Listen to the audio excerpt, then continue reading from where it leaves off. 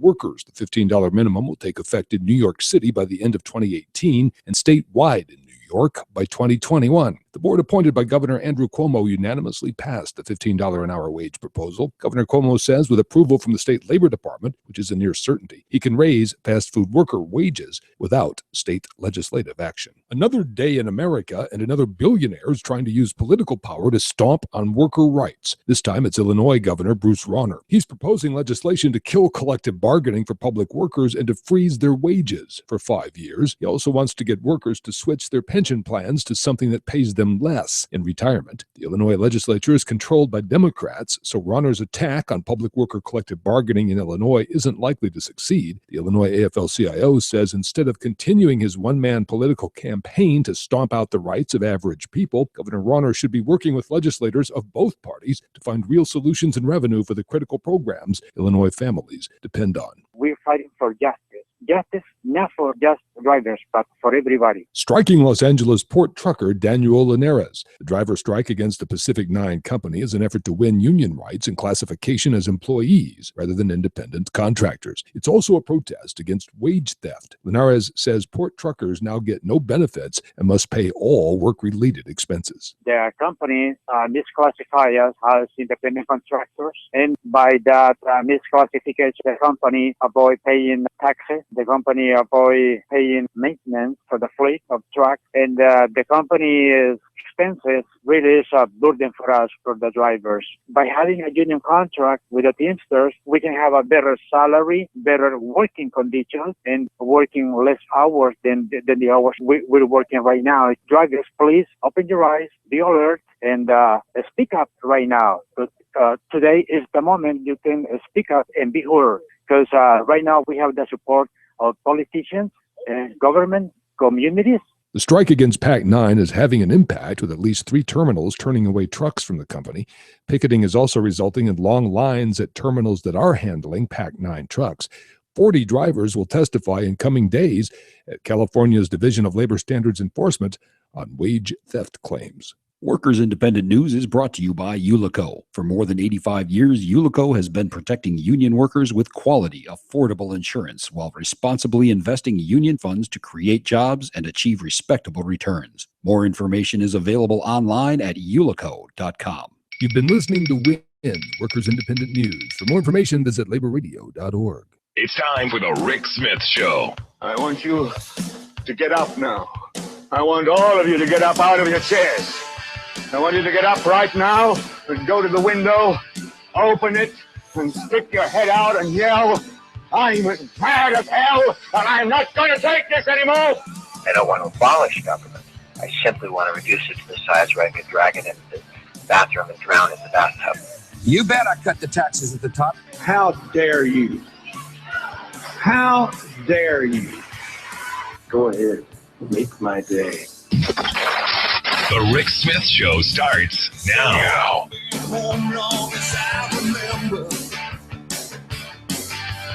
This town gonna be here long after I'm gone. East side, west side, people don't surrender. They've been down, but they still rise on. Oh, and this time is my time. All right, love or hate, it don't matter. 'Cause I'm gonna stand and fight. This time is my time. She got her ups and downs, but love or hate, it don't matter. 'Cause this is my time. And welcome, brothers, sisters, working class heroes. This is the Rick Smith Show. Thanks for being here today on the big program. Lots of things to get to, lots to talk about. A little budget stuff. Anything going on? No, not really.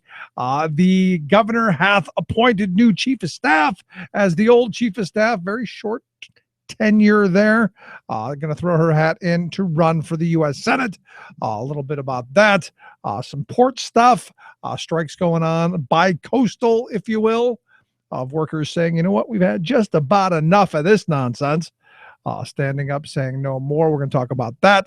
The minimum wage, so much to get to, so much to talk about. And let us not forget about the Trump. You got to talk about the 2016 race that is really, at this point, very entertaining. I have to say, very, very entertaining, and I think going to get much better. And looking forward to that. Lots of good stuff. And I cannot wait until we get to Cleveland for the big convention. Cannot wait. What I'm hoping for is an open convention to where you can see the pie fights going on and the backstabbing and the beating each other. I can't wait for that. That will be very enjoyable.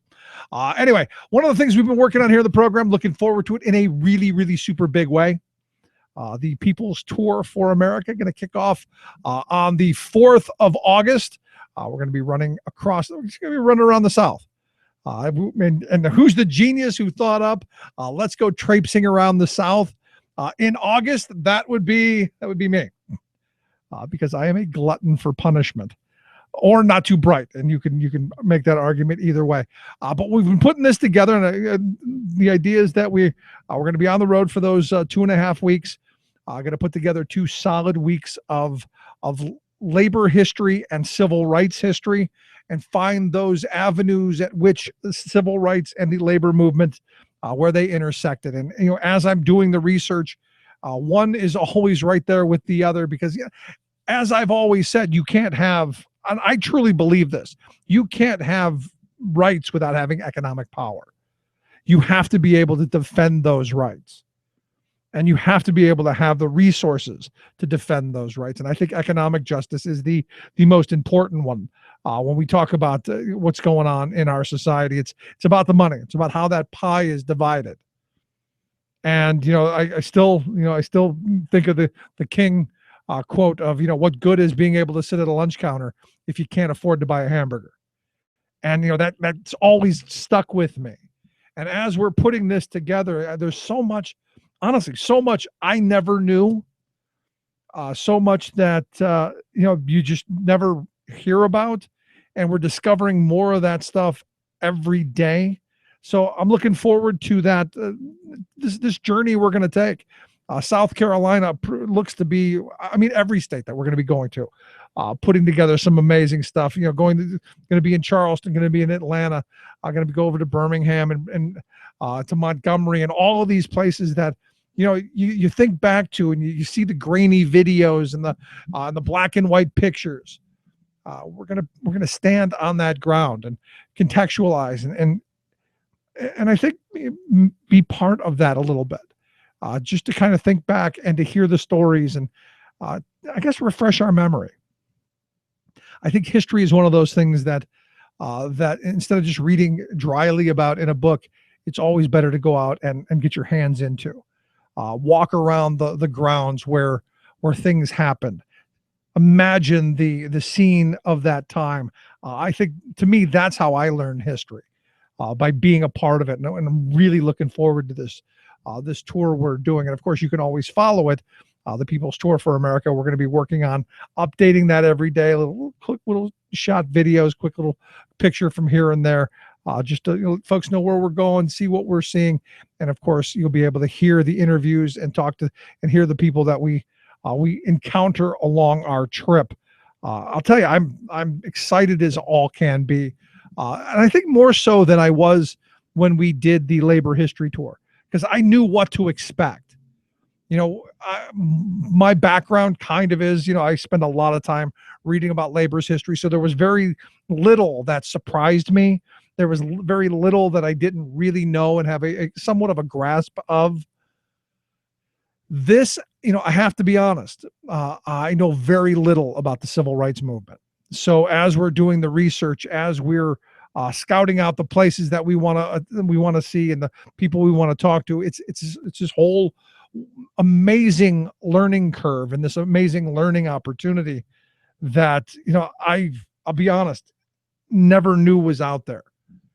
There are so many things that, I'll give you an example. We were always taught Rosa Parks was the one who sat on the bus. She was tired, didn't want to give up her seat to a white guy, so she'd have to sit in the back. That wasn't the first time that had happened.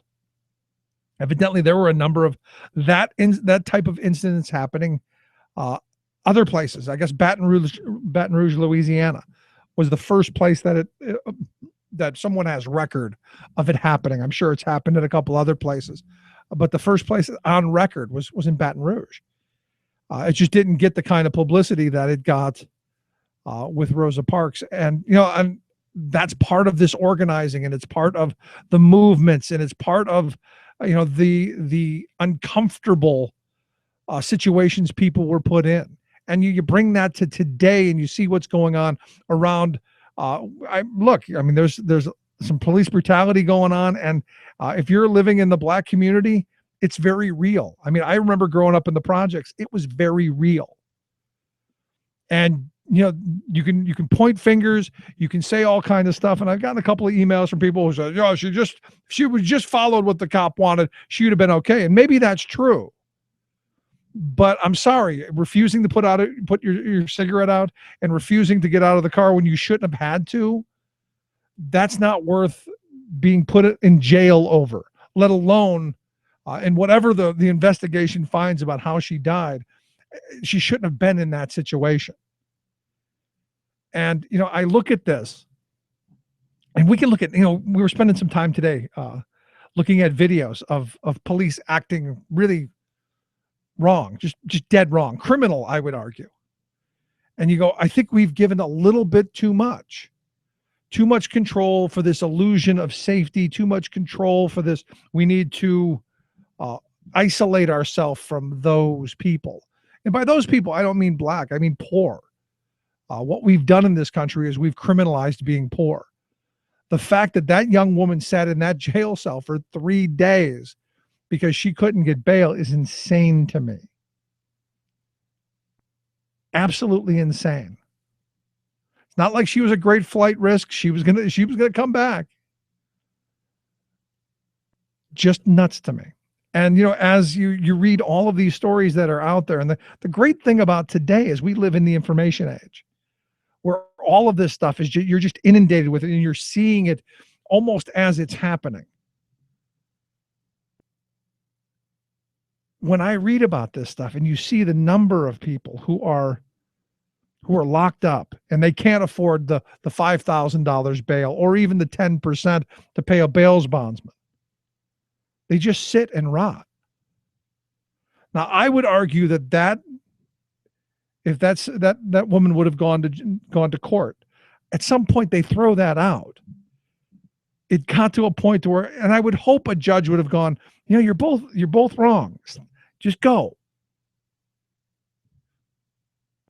Or is our legal system not capable of that anymore? When I grew up, a cop would pull you over and they'd read you the riot act and then they sent you on the way. I guess it was they didn't want to do the paperwork. Maybe with all the digital technology, maybe paperwork isn't what it used to be. I don't know. But at some point, we've got to rein this stuff in.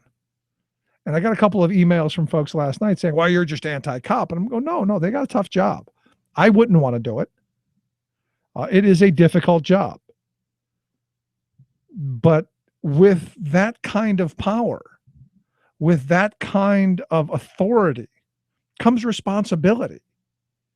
And, you can't have people walking around acting like thugs or bullies. And you certainly can't have people playing the power trip. To me, that just, and virtually everybody I've heard who's looked at that tape says, the cop escalated that situation. It didn't have to go there. So as we move across the South and as we continue, we get on this tour and we start looking at things, to me, it's the education process. And I'm excited to learn, to see, to experience what our civil rights movement and, of course, labor's involvement in that, where that takes us. And I'd love to hear your thoughts, your comments. If there's somewhere you go, Rick, you got to go here. You got to see this. I'd love to hear the thoughts, the comments. You can email me, rick@thericksmithshow.com. Gonna take a quick break. Right back. Stick around. You're listening to The Rick Smith Show. We're working people. Come to talk.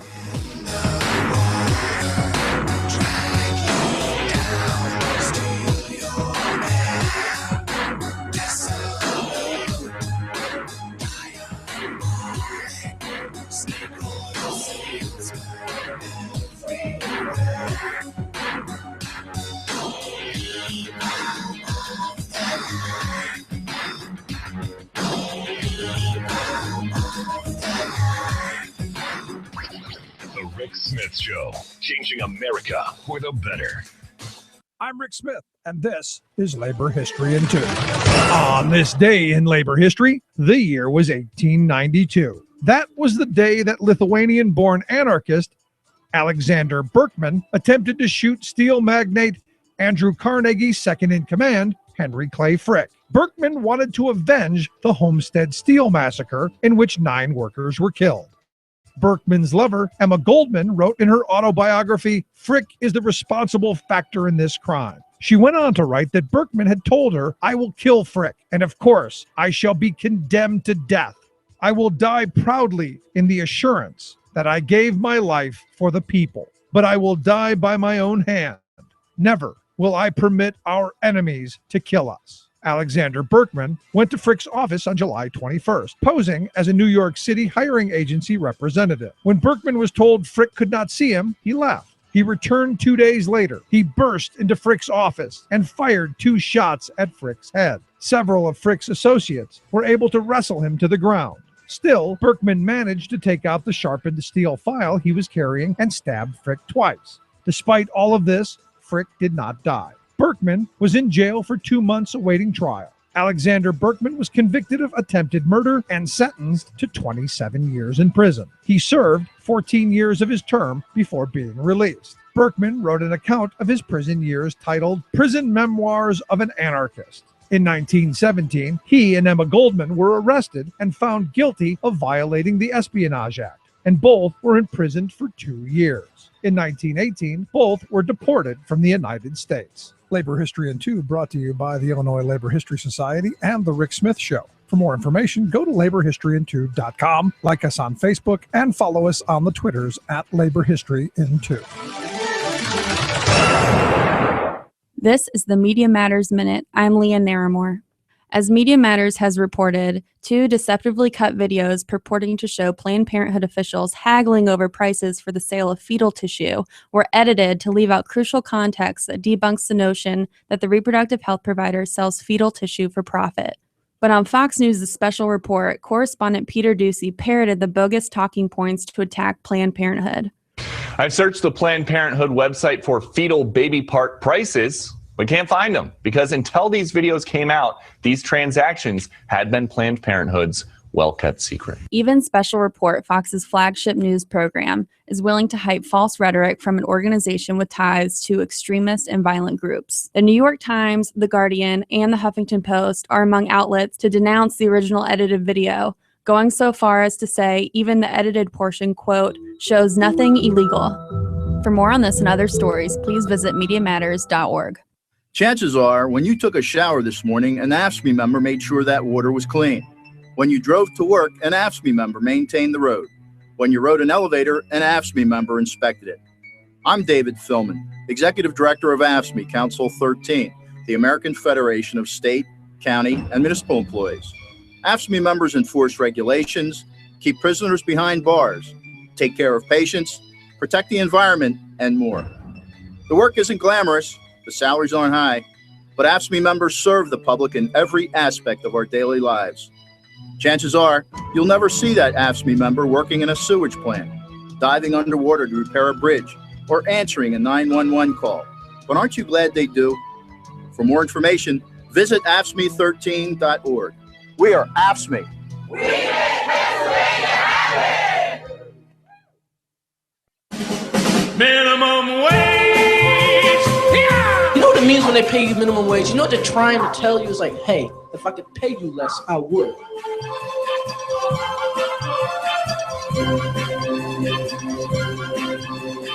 Welcome back to The Rick Smith Show. Check out the website, thericksmithshow.com. Questions, comments, something on your mind, you can email me, Rick, at thericksmithshow.com. So yesterday, you had the vice president out in Los Angeles saying we need to raise the minimum wage. You had Bernie Sanders introducing a piece of legislation saying, hey, we need to raise the minimum wage. A lot of conversation around maybe we should be doing this. After all, it's been the entire length of President Obama's term that we haven't seen an increase. In fact, here in Pennsylvania, the last time legislation was passed, 2006. So I think it's about time. I think now would be a good time. And hopefully, if we do it again, we just index it so we don't have to wait another 7, 8, 10 years to do it again. Just kind of a thought. But, the honest point, you hear a lot of people say, well, it's going to kill small business. It's the end of the entrepreneur, which is why I've asked John Trainer. He is the owner of the Harrisburg Midtown Arts Center. HBGArts.com is their website if you want to take a look at it. John, thanks for taking time for us. Pleasure, Rick. Nice to be here. So we hear this quite often. If we raise the minimum wage, it's going to kill you, John. They're going to take money out of your pocket, food out of your children's mouths. It's the end of you. Well, from my perspective as a small business owner and an entrepreneur, building this, I thought, okay, how do I do well here in Harrisburg in my business? And by paying a fair wage, a livable wage, what I find is that I have a very high employee retention rate, which is really important, particularly in the restaurant service industry. So I have very little turnover, which means I don't have training costs. I don't have all the other expenses associated with people, coming and going, because we have people that really enjoy their jobs. They're getting paid well. They can actually afford your services. A better standard of living. Maybe sit down at your restaurant and have dinner once in a while. Absolutely. Well, what I found is, and I did an analysis recently, 8% of my revenue actually came from my employees. Wow. Because when their nights off, they come in for music, they come in to eat, they bring their friends in, and it's a revolving cycle. And I can track that because I also give employee discounts. So it's very easy to track, and it shows sort of the loyalty, but it also means that our customers are happy because our staff is happy. And that's a huge part of the service industry, and doing something that I just believe is the right thing to do. It also goes to the fact that when you're paying people, a fair, livable wage, they're actually not reliant on social services as much. So you see a decrease in the amount of food stamps people would need and other social services, because they're actually getting a wage that they can live on. And I think that's important. But I've often had this view, because I've met very few small businesses who actually pay the minimum wage. In my experience, and maybe you can correct me, because you're the guy who's knee deep in this stuff. But to me, it's the big boxes, it's the big chains, it's the big fast food places, it's a lot of the big box retailers. It's the big companies that seem to have built their model on low wages and on the minimum wage and abusing social programs. It doesn't seem to me to be the small mom and pops who have to look their employees in the eye every day that are paying that low wage. Well, and that goes to my statement about customer service. When you're a small business and you're working with people and you develop relationships, particularly as a partner and owner here, that the staff and the people that work for us become part of our family, and then you want to look after those people. You don't want, you can't. Now with the big box and big corporations, they're profit driven. I always say that, if you see a Bentley outside my building and I'm getting out of it, my employees better have health insurance and they better be getting a livable wage. Or you're parking it for one of your customers. Or I'm parking it for my customers. However, that's where the disconnect is. Absolutely, I need to make a profit, right, in order to sustain the employees. But when it's just profit driven and you're cutting your labor costs in order to increase your profits, there's a disconnect. Socially, I think there's a disconnect. But certainly, to me, it doesn't make sense. But it also doesn't make sense because I can't get the quality of employee I want if you're paying a minimum wage. And of course, in my opinion, there's no way you can live on a minimum wage. No, absolutely not. Huh? I'm with you. Absolutely not. But here's the other part of this, and I think the bigger discussion has to be, what kind of a business climate do we want? What kind of a playing field do we want in this country? Because I've been often attacked as anti-business because I look at some of these big corporations where their employees are nothing more than numbers and factors of production that are negatives on their balance sheet and can be replaced anytime. I don't think that's a good way to have things in the country, and I think that you need to have some regulations, some rules to make sure that numbered people are treated fairly. There's the other side of it. You and other small business people who, as I think you've laid out quite well, are part of the family almost. You see them every day. You want them to do well as you want yourself to do well. And I think that's the discussion that I think we should be having as a nation as well. Yeah, I think that's absolutely right. I mean, it's like we do have rules and regulations. For instance, we're not allowed to have child labor. Now, I say that because and the reason for that is because it's not right. And a minimum wage is just a standard. Nobody even wants to live on a minimum wage. People want to exceed. They want to, to purchase a house, to have a family, to have, to be able to go on vacation. The minimum wages that are being proposed now, even at the federal level at $12, isn't enough to be able to achieve that. Right. But shouldn't the minimum wage be at least enough money to minimally exist? I honestly, it's been years. I was in high school last time I made minimum wage. I don't know how on $7.25 today you can exist. I'm honestly, I don't know how a single person can exist on that when you're talking about paying rent, transportation costs, every food, electric, all that stuff. I don't know how you exist. To me, the minimum wage should be the minimum number that you need to have a place to live, to put food on the table, to pay your basic bills. That should be where that number is. Absolutely. It should be that, the minimum wage should be not the poverty line or below. And the thing is, when you say the minimum wage, how a single person can live on it, if you look at the statistics, they're not about single people. A lot, particularly in Pennsylvania, by the way, most people on minimum wage, the great majority, are women. Yeah, single mothers in the workplace. Now, when you look at that, those are women with families. Those are people with children. You might have two parents working on a minimum wage, having 2 and 3 jobs, and on top of that, they still need assistance from the state for social services, food stamp programs, education, childcare, all of that sort of thing. So what the for-profit corporations are doing is using taxpayers' money to supplement their workforce. Yeah, I mean, the fast food industry, the last time I saw a number, the fast food industry got about $7 billion a year in subsidies from We the People to pay their employees so their employees could get health care and their employees could get heating assistance and food stamps and all that stuff, which is just kind of amazing to me. That a multi-billion-dollar industry like the fast food industry is relying on us to subsidize them. Yes. And I guess that's why the Restaurant Association, doesn't support, the increase. And, this is my industry too. And I go, well, and they're not looking after the entrepreneur, small business, owners like ourselves who are actually out there in the community building business and developing relationships on a personal level with our thing. They're looking after big corporations. Yep, the people who are paying their fees. Those lobby groups like the Restaurant Association, they're based on who's putting money in their pockets, and it's the big boys who are filling their pockets, much like the Chamber of Commerce. That's exactly how I feel.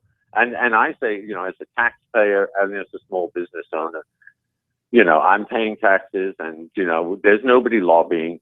Certainly in the business for a fair minimum wage.org is where I signed up when I started to get involved in thinking about this. And I thought to myself, we're not lobbyists. We're just a collection of business owners that are out there to try to put another side to support an increase in minimum wage and say, hey, it's not hurting us, because on the federal and state level, there's all sorts of other programs for small businesses that can help us grow as small business and bring in more employees.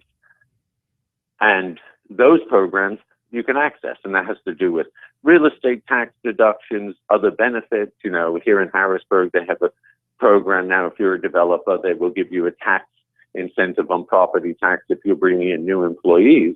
But then that should all be linked to a fair minimum wage. Exactly. Or I would argue even a prevailing wage for the job that you're doing in the area, so that you're not pulling down everyone else. You're listening to the Rick Smith Show here with John Trainer. He's the owner of the Harrisburg Midtown Arts Center. HBGarts.com, the website. You can get there from our site at thericksmithshow.com. Just click on John Trainer's name, take you right there, and you can check out the wonderful things they've got there at the entertainment and arts complex.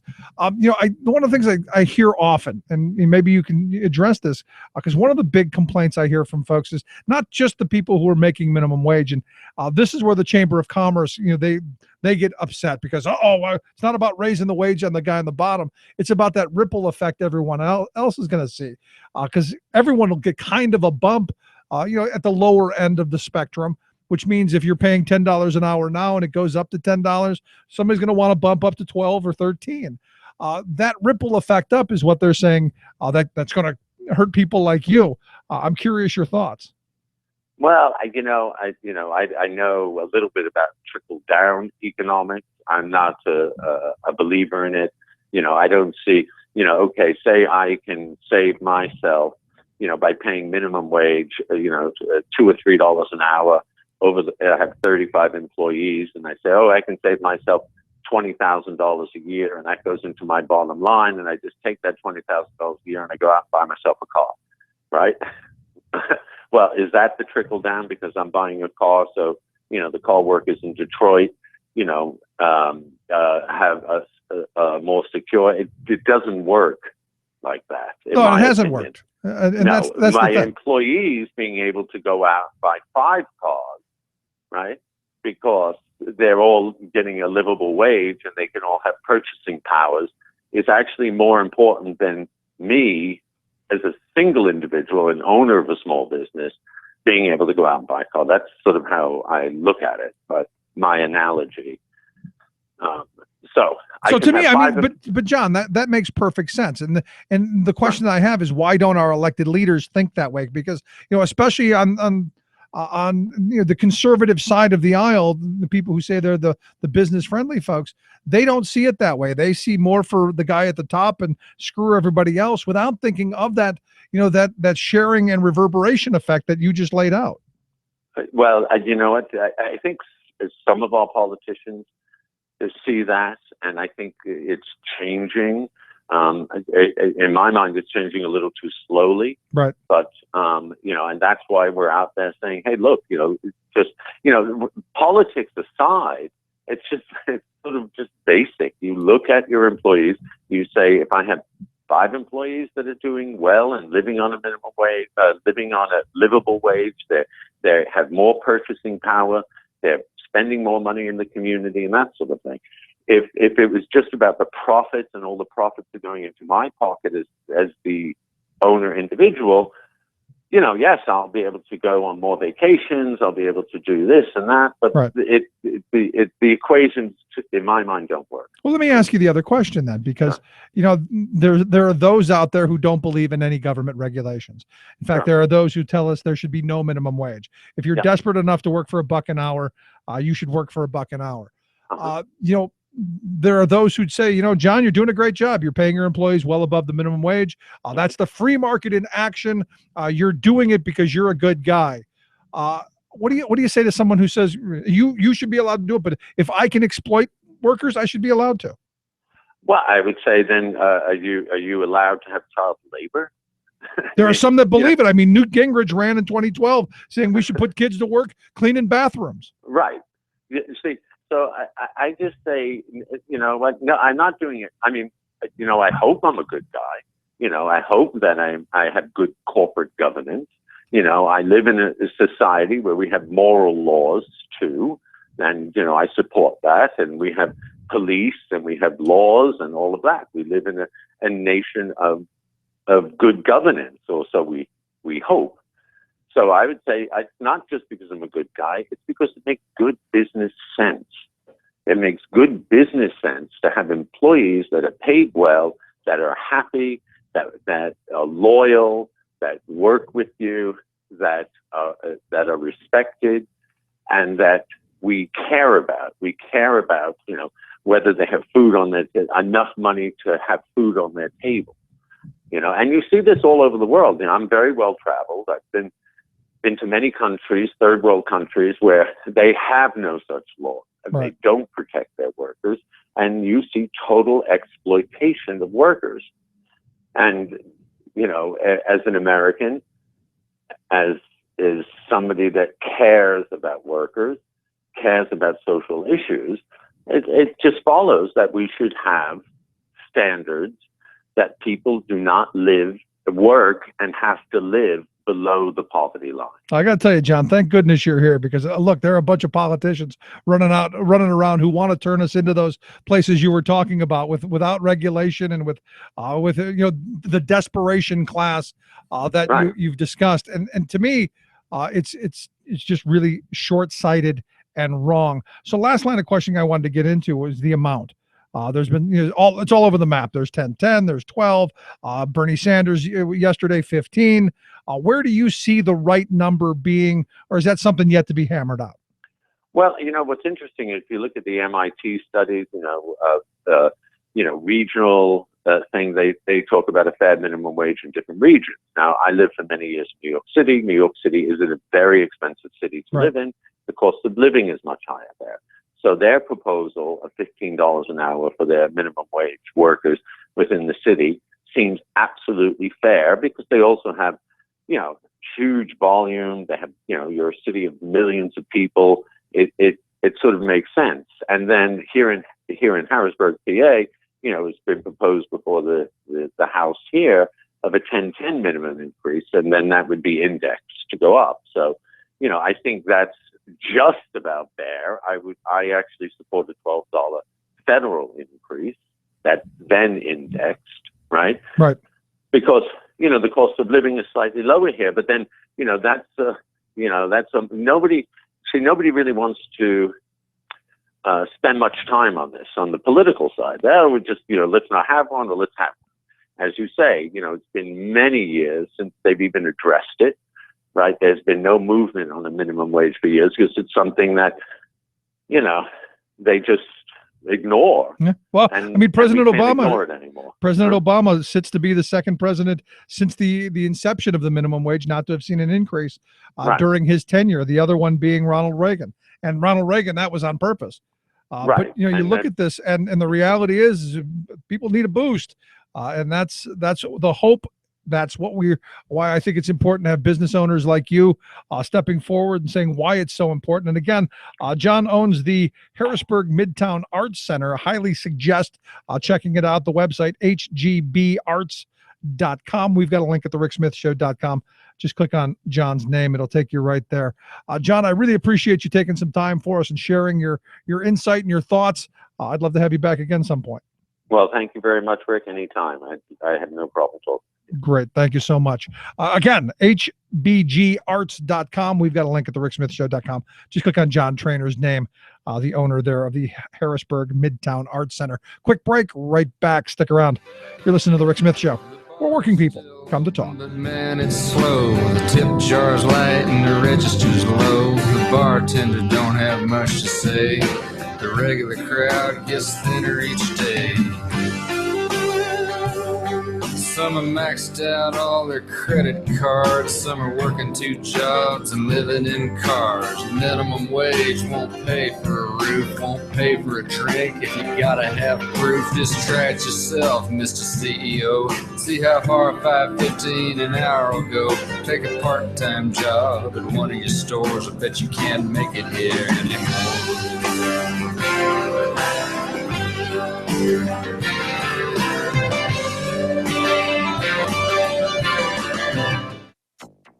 All of this started on the 15 freeway. Extreme weather whips California freeways. A 30 by 50-foot section of California's Interstate 10 freeway collapsed Sunday. From floods to fire as bridges collapse and cars burn.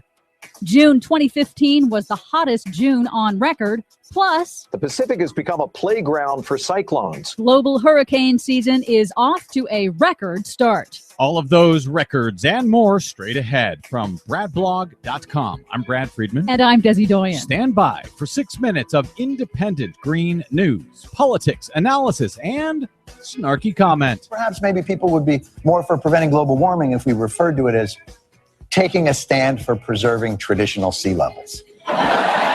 Yep, that might do it. This is your Green News Report. As the Bible says, it is Adam and Eve, not Adam and Cole.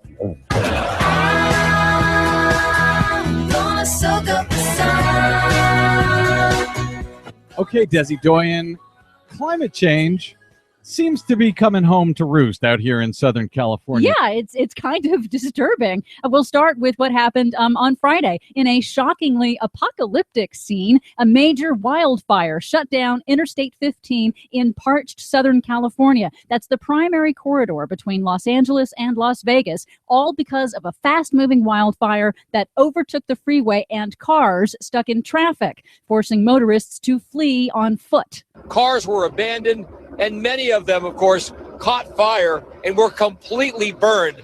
And the firefighters trying to stop this blaze before it could burn down major parts of the small city.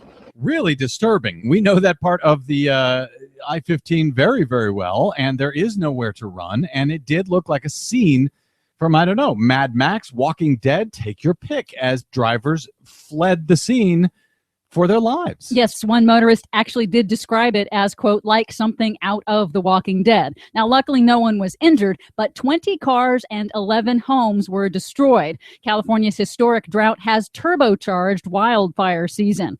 And making matters worse, a hobbyist's drone was reported flying near the fire, so the U.S. Forest Service was forced to ground all of its firefighting planes, which allowed the fire to expand unchecked. The Forest Service has launched an awareness campaign to let the public know firefighters are required to land whenever drones are spotted. In another section of Southern California, on Sunday, extreme weather whiplash shut down another vital transportation artery out of the state when unseasonal record rain triggered by Hurricane Dolores in Mexico caused flash flooding. A portion of the I-10 up between Arizona and the California line closed right now due to a bridge collapse. Flooding, though, also blocking all the lanes in the area and has shut down the highway. It's not known when the lanes in both directions on the 10 are going to reopen. And we know that section of the I-10 well. Also, there is nowhere to go when that highway shuts down. I had to double back into Arizona and then south down to Yuma. It was pretty much a 7.5, 8 hour detour. So yes, between droughts, floods, bridge collapse, climate change, the climate crisis is really coming home out here in Southern California. Yes, now mark that. It's two major arteries that ship people and products out of Southern California. Both of them shut down to extreme weather impacts, just like what happened in Oklahoma and Texas last month. It's demonstrating once again that our nation's aging infrastructure is not designed for, and we are not prepared to deal with, these extreme weather impacts. Meanwhile, NASA announced late last week that June 2015 was the hottest June on record, tied with the Super El Nino year of 1998. Is that globally or here in the U.S.? That's globally. And now the National Oceanic and Atmospheric Administration has announced that the first half of this year has been the hottest first half of any year on record, meaning it's now all but certain that 2015 will be the hottest year on record. Remember the beginning of last year when all the climate deniers were saying there hasn't been any warming in like 17 years? Yes, I do. It's really cute, isn't it? That heat is brewing a record hurricane season, already reaching a record 11 named storms for 2015. That's combined for both the Pacific and Atlantic Ocean basins. Meteorologist Paul Douglas on MSNBC's Ed Schultz show explains that the rapidly warming Pacific is supercharging typhoons and hurricanes. I'm seeing some numbers in the middle Pacific that are just staggering. They call it ACE, Accumulated Cyclone Energy. And it's 22 times greater than it should be this time of year in the central Pacific. Yeah, you know, we've had all kinds of storms, cyclones, and typhoons, as they call them in the Pacific, that have hit in Japan, in Mexico. But, they didn't hit Florida, so they never really happened at all here in the U.S. And to give you an idea of just how unprecedented this hurricane season is in the Pacific, since 1949, only 3 tropical storms in total have formed in the normally dead quiet Central Pacific. But this year, there have been 3 storms since January alone. Amazing. Buckle up. For much more on all of these stories and the ones we couldn't get to, please check out our website at greennews.bradblog.com. I'm Brad Friedman. And I'm Desi Doyen. And this has been your Green News Report.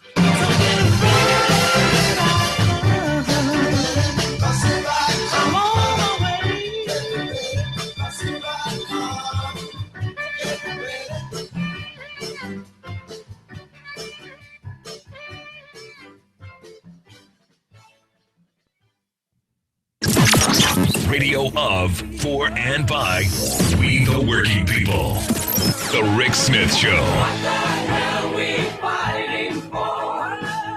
Just to run around and won't let it on.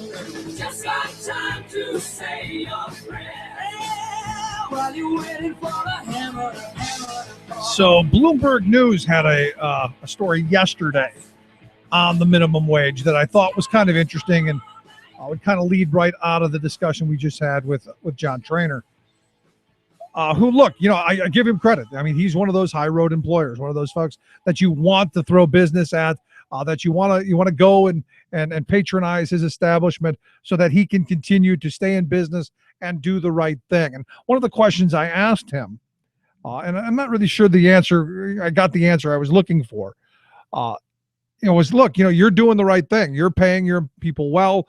You want them to stay. That's great. But what about the low road guy? See, to me, I think you have to have those rules of the game. You have to have a minimum standard that is reasonable for everybody across the board, because you're going to always have some bottom feeders. You're always going to have people who are going to try and cheat the system, game the system, and find their advantage. And if that advantage is, hey, let's cheat our workers, steal their wages, that's the way they'll go. And if there's no enforcement, you're going to get people who are going to do that. And what ends up happening is it's the bottom feeders who pull everyone else down with them. So this argument of, well, the free market will allow you, Mr. Whatever owner, to do that, but the free market will decide. Well, what ends up happening is the guy who wants to do the right thing gets killed by the people who aren't, which is why we have those ground rules, just like any other game.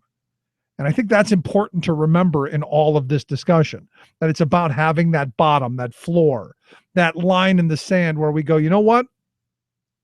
Nobody who works 40 hours, nobody who punches the clock and does what they're supposed to, nobody who plays by the rules lives in poverty. I don't think that is a difficult thought. If you work 40 hours, you should be able to, especially when you're looking at these big, huge multinational corporations who are making billions of dollars, because they're the drivers of this. I think there should be that number where you go, okay, is it $10 an hour? Is it $10.50? Is it 12? Is it whatever? Is it, how much do you need to get an apartment, to support yourself, to live on your own? We're not talking about Trump Towers. We're not talking about palatial estates. We're talking an apartment. You're talking about paying your electric bill, your phone bill. You're talking about being able to put food on the table and get back and forth to work. The bare minimums of existence. Your wages should be able to cover that. And I don't see how 725 does that. Now, Bloomberg had a story where, if you remember last year, there were a number of states across the country who passed increases in the minimum wage. At the beginning of 2015 here, there were 11 states that had increased the minimum wage.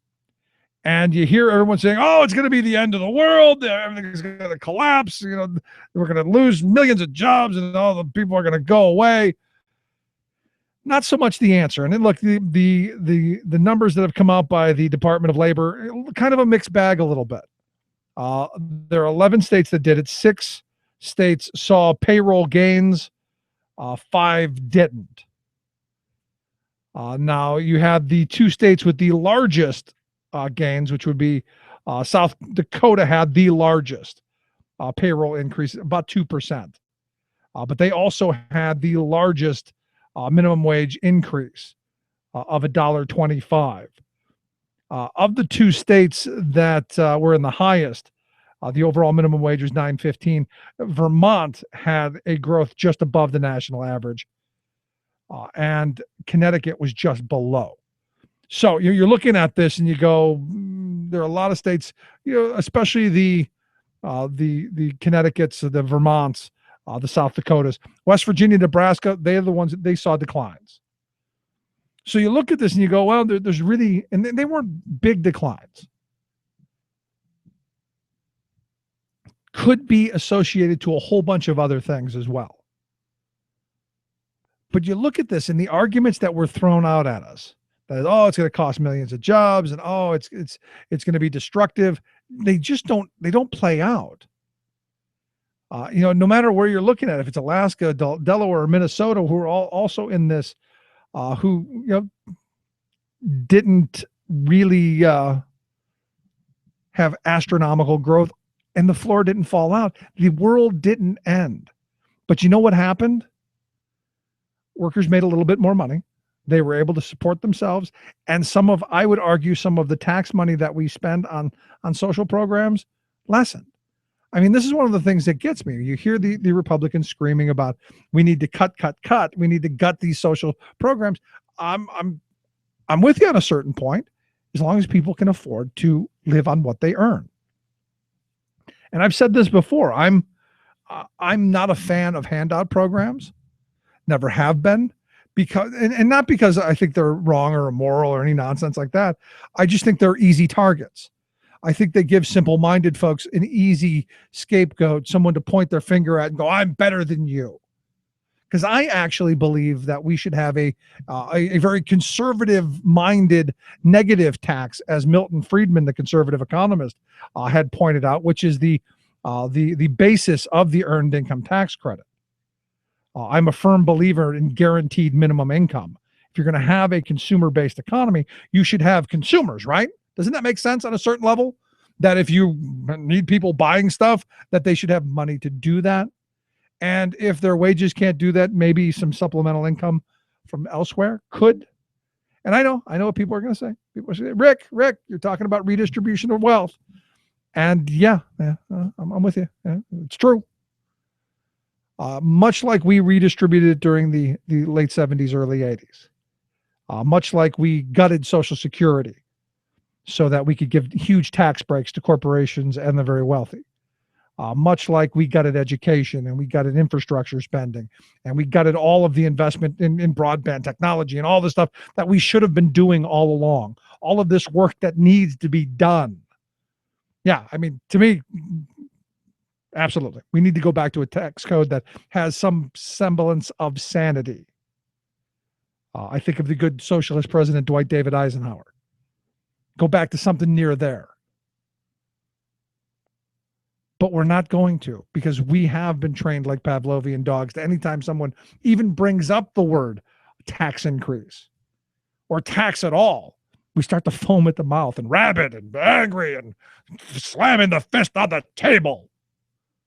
It's nuts. Absolutely nuts. Yeah, we don't seem to care much. Well, I guess we do, because we complain about it a lot. I can't tell you how many times I've had the pothole conversation. And a new study just put out by the, and this is one of those things you go, at some point, we'll wake up and we'll realize that, USA Today did a story today on the data collected from the Federal Highway Administration's TRIP program, where they point out, this TRIP group is a nonprofit transportation research group. In their latest report, Bumpy Roads Ahead, America's Roughest Rides and Strategies to Make Our Roads Smoother, they pointed out that 1 in 4 urban roads are badly damaged. And I was shocked. I got to be honest. I'm shocked. 1 in 4 seems very low to me. If you're driving around Harrisburg, wow. Looks like it was bombed in a certain time about 20 years ago. But their report says it costs the average motorist about $1,000 a year. And that's from, nailing all these potholes. They said 28%, about a quarter, of urban interstates, freeways, and arterial routes with at least 2 lanes paved poorly. Horrible. They point out that the poorly maintained roads cost the average about $516 in maintenance. That's just the maintenance. And then more for repair costs.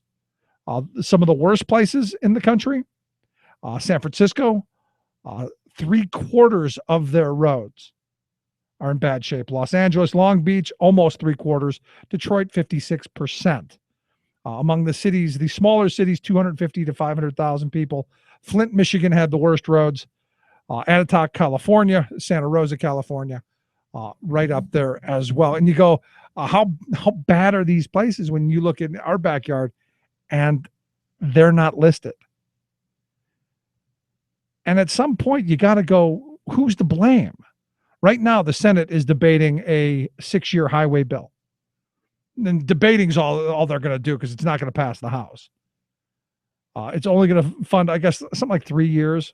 They want a 6-year highway bill that's only funded for 3 years. Think about this.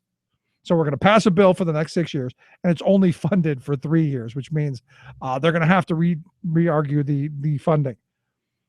Now you've got some Democrats who are saying, well, maybe we do a short-term kind of deal, $8 billion temporary thing, just to get us to December so that we can, not have the uncertainty of at the end of the month, is everything going to come to a screeching halt because the federal money's not there? I like what Bud Wright, the executive director of the American Association of State Highway and Transportation Officials, pointed out. He said, we can do better than the uncertainty of short-term extensions. And I go, duh. Yes, we can do better. Or we should be able to do better. I guess, can we? Can we do better? Given the complexity of the Congress that we have? I mean, I'm always struck by the fact that we have people who don't believe in government running our government. We have people who all they want to do is restrain, restrict, delay, destroy. There's an entire political party based on that. How much can we gum up the system? How much can we grind the gears to a halt? Also, that a handful of folks can reap more and more of the rewards this country has to offer. It's really just very twisted to me. But yet it continues day after day, month after month, year after year. It just continues on and on. And then we get angry and turn away. I mean, this is really a bizarre situation where we go, the whole thing's broken out. They're all bums. Throw them all out. I think, just kind of a thought, we should, I don't know, maybe expect more. I mean, I do. I expect more out of our elected officials. But we have to hold them accountable. I mean, our highway system is almost a national disgrace. The way we've allowed it to crumble, our infrastructure is in bad shape. And why is it in bad shape? Well, because we haven't done anything in years. Not just the Obama years. It was the Bush years. It was during the Clinton years. It was during the H.W. Bush years. We've been underinvesting for the last 30 years. And it's, as the study says, it's going to be bumpy roads ahead. But waiting another 6 months, waiting another year, I do believe that's only going to make things considerably worse. Thoughts? Let's take a quick break right back after this. Stick around. You're listening to The Rick Smith Show. Me and my people are through. Me and my people are ready. Me and my people are just about due. I'm a massive airstrike on a beautiful night. Yeah, it's my song I'm singing. Somebody better start counting. We're coming out. We're coming out swinging. Not right wing, just right. The Rick Smith Show. You're listening to The Rick Smith Show. For more information, go to thericksmithshow.com. If you've missed any portion of the program, you can download the podcast at thericksmithshow.com. You're listening to WIN, Workers Independent News, a production of Diversified Media Enterprises.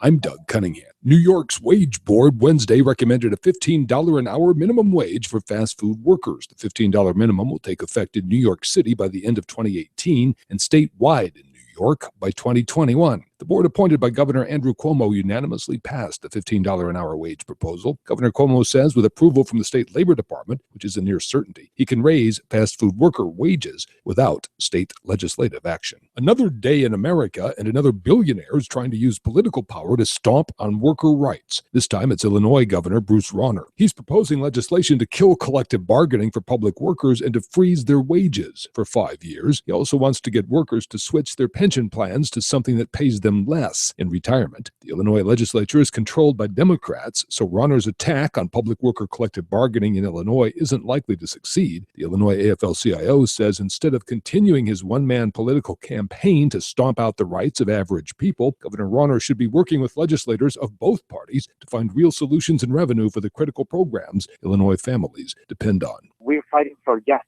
Justice not for just drivers, but for everybody. Striking Los Angeles port trucker Daniel Linares. The driver strike against the Pacific 9 company is an effort to win union rights and classification as employees rather than independent contractors. It's also a protest against wage theft. Linares says port truckers now get no benefits and must pay all work-related expenses. The company misclassifies us as independent contractors, and by that misclassification, the company avoid paying taxes. The company avoid paying maintenance for the fleet of trucks, and the company's expenses really is a burden for us, for the drivers. By having a union contract with the Teamsters, we can have a better salary, better working conditions, and working less hours than the hours we're working right now. Drivers, please open your eyes, be alert, and speak up right now. But today is the moment you can speak up and be heard, because right now we have the support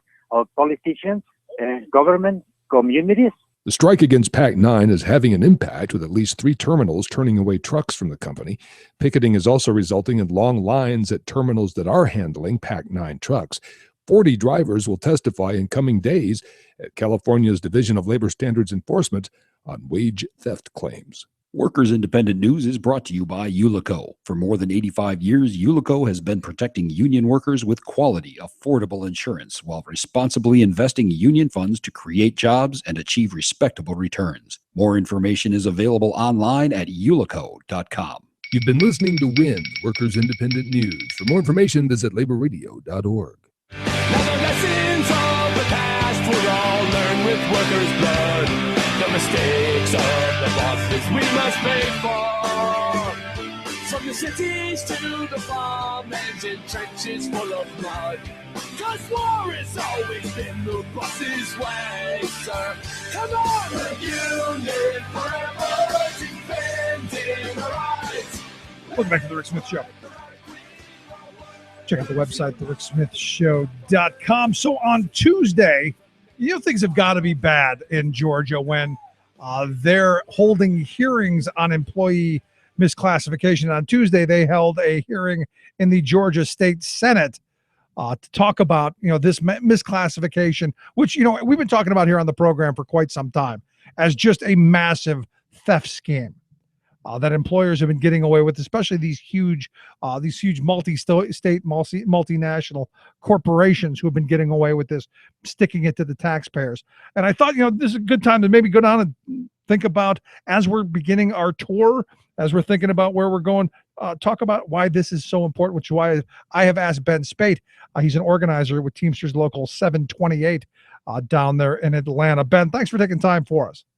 It's always great to be on the program, Rick. So walk me through this. I understand the Georgia Senate held this hearing on misclassification. What prompted this? Well, what prompted it was years and years of port drivers going on strike, filing claims that they weren't being paid at least the minimum wage, protesting, rallying, going up and lobbying their state legislature, holding community forums. So this is a long time coming. And earlier this year, after we met with a state senator from the Savannah region, there was a resolution that was introduced in the Georgia State Legislature that was to create a study committee that would explore the impacts of employee misclassification across not just the trucking industry, but other industries statewide. So that bill was picked up by a Senate Republican, Josh McCoon out of Columbus, Georgia, who then has scheduled these study public hearings on misclassification.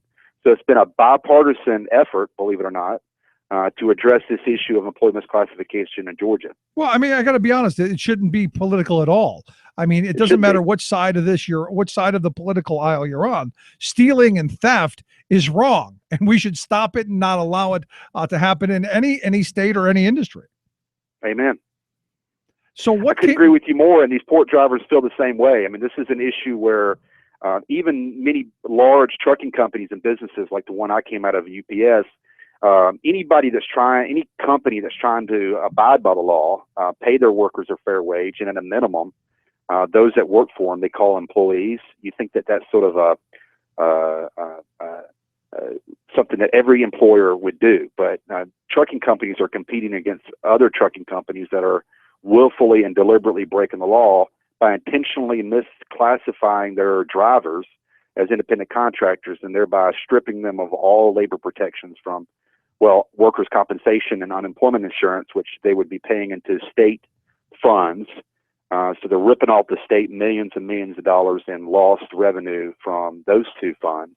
But the workers are also denied FMLA leave. They're also denied the right to form a union. And that really is what the driving force many of these drivers are, is because they're paid poverty wages for working 50 or 60 hours a week driving trucks. Yeah, I mean, Dr. Belzer out of Wayne State University wrote a book back in the 90s called Sweatshop on Wheels, examining the trucking industry. And that was back in the 90s. It has gotten considerably worse in this environment where almost every truck driver you see is an independent contractor or owner operator. They're their own boss, yet the company tells them where they got to be, how they got to go there, what they got to do.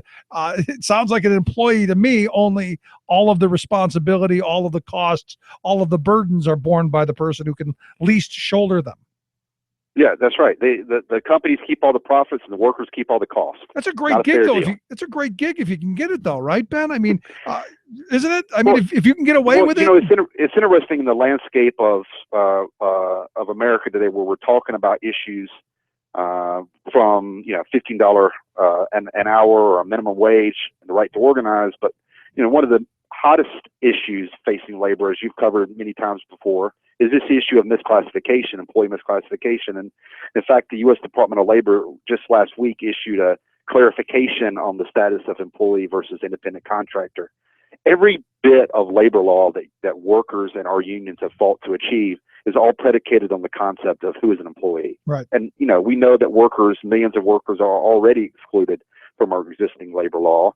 The National Labor Relations Act excludes agricultural workers and domestic workers and public sector workers. Well, this issue of misclassification of so-called independent contractors has proliferated our entire economy. And I know you've talked in the past about Uber and others, but it goes into the nail salon industry, the food service industry.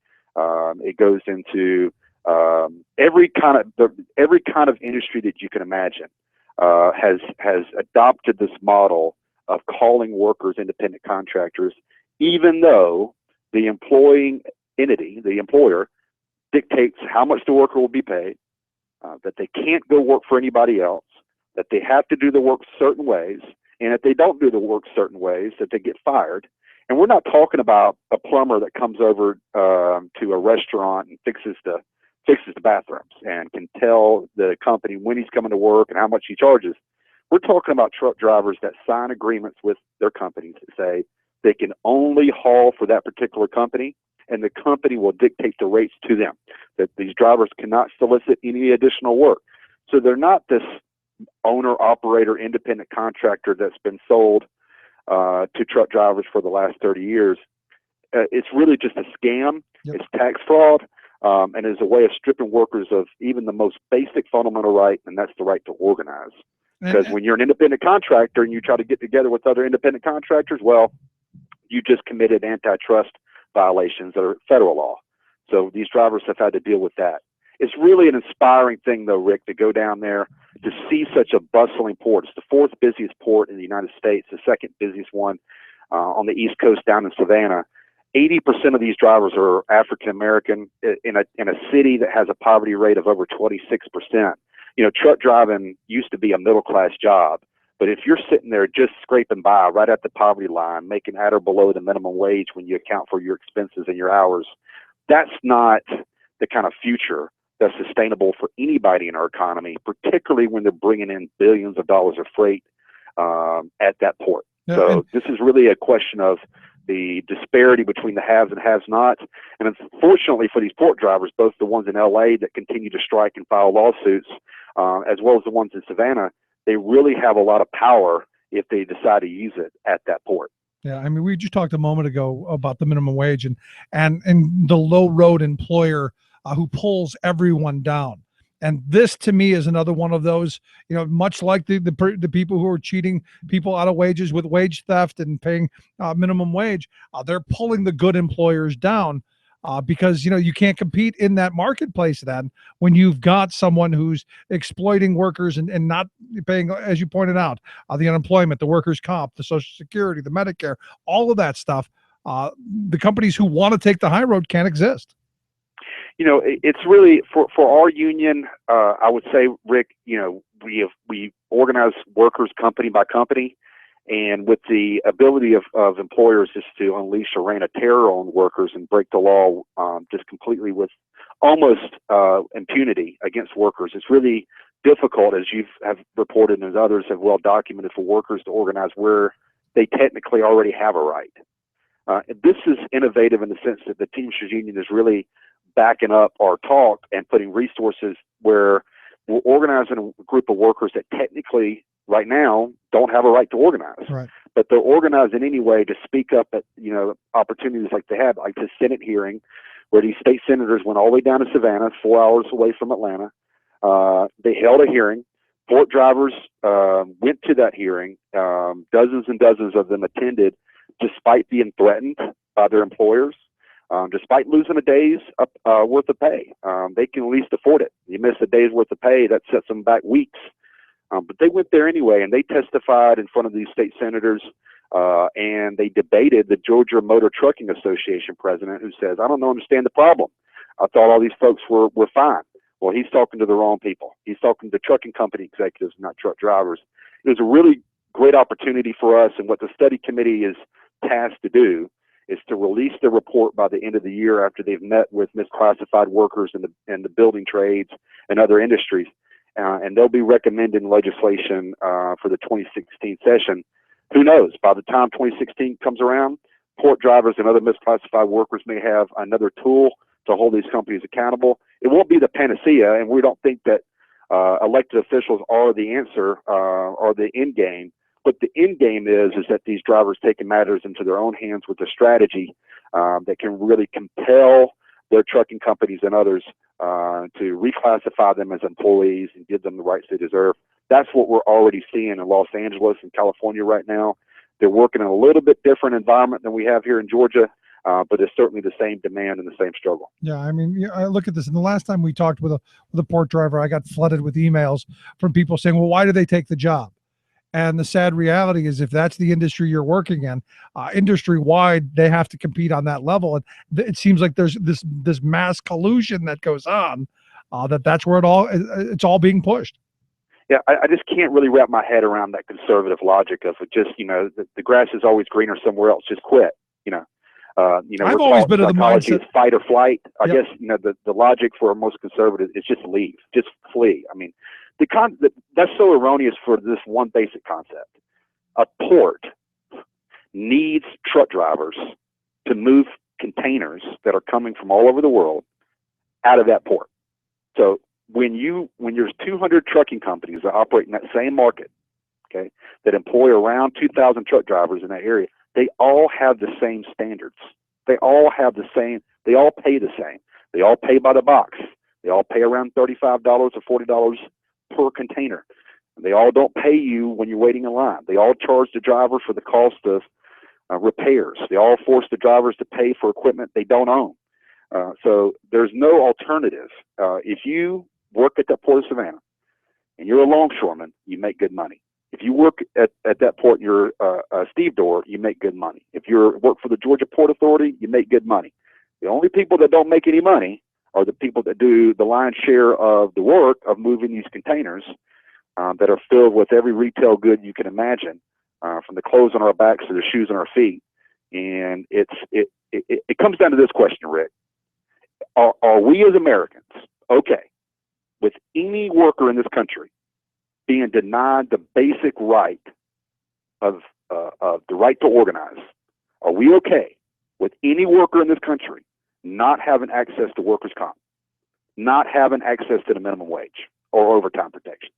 If the answer to that is yes, then we're clearly not on the same side. And the Georgia Motor Trucking Association, in their presentation, says truckers are different.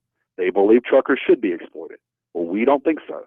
And certainly these drivers don't think so. Yeah, I'm with you. And they're willing to do whatever it takes to get that justice. Even if that means striking, they're prepared to do it. We're seeing it from our brothers in Los Angeles, the port drivers out there.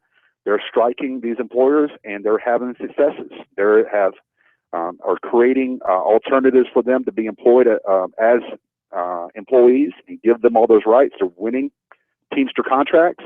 And they're becoming Teamster members. Just like this whole debate around the fight for 15, nobody thought that a $15 minimum wage was possible. It's still a long way away here in the South.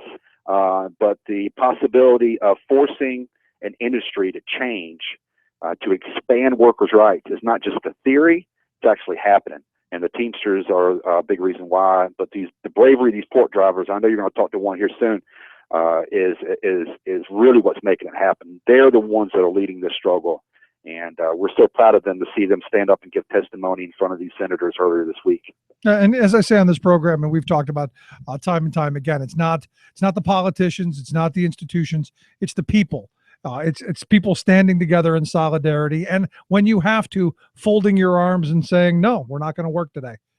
That's what has to happen. That's what built the middle class of this country. When my grandparents' generation fought and built it, and it's where we're going to have to fight and build again. Amen. And the thing about trucking, there's an old Life magazine cover picture of our former president, Jim Hoffa, and it said Teamsters, a national threat. And because even at our, even in the 1950s and 60s, and going back to our origin at the turn of the last century, they always knew that transportation has huge power. Transportation workers have huge power in our economy and in our society. And here we are having a group of workers, drivers that are really at a choke point in the whole economy. They have massive power here. And so, when you have workers that have a lot of power, you probably have workers that don't have a lot of rights. And that's not a coincidence.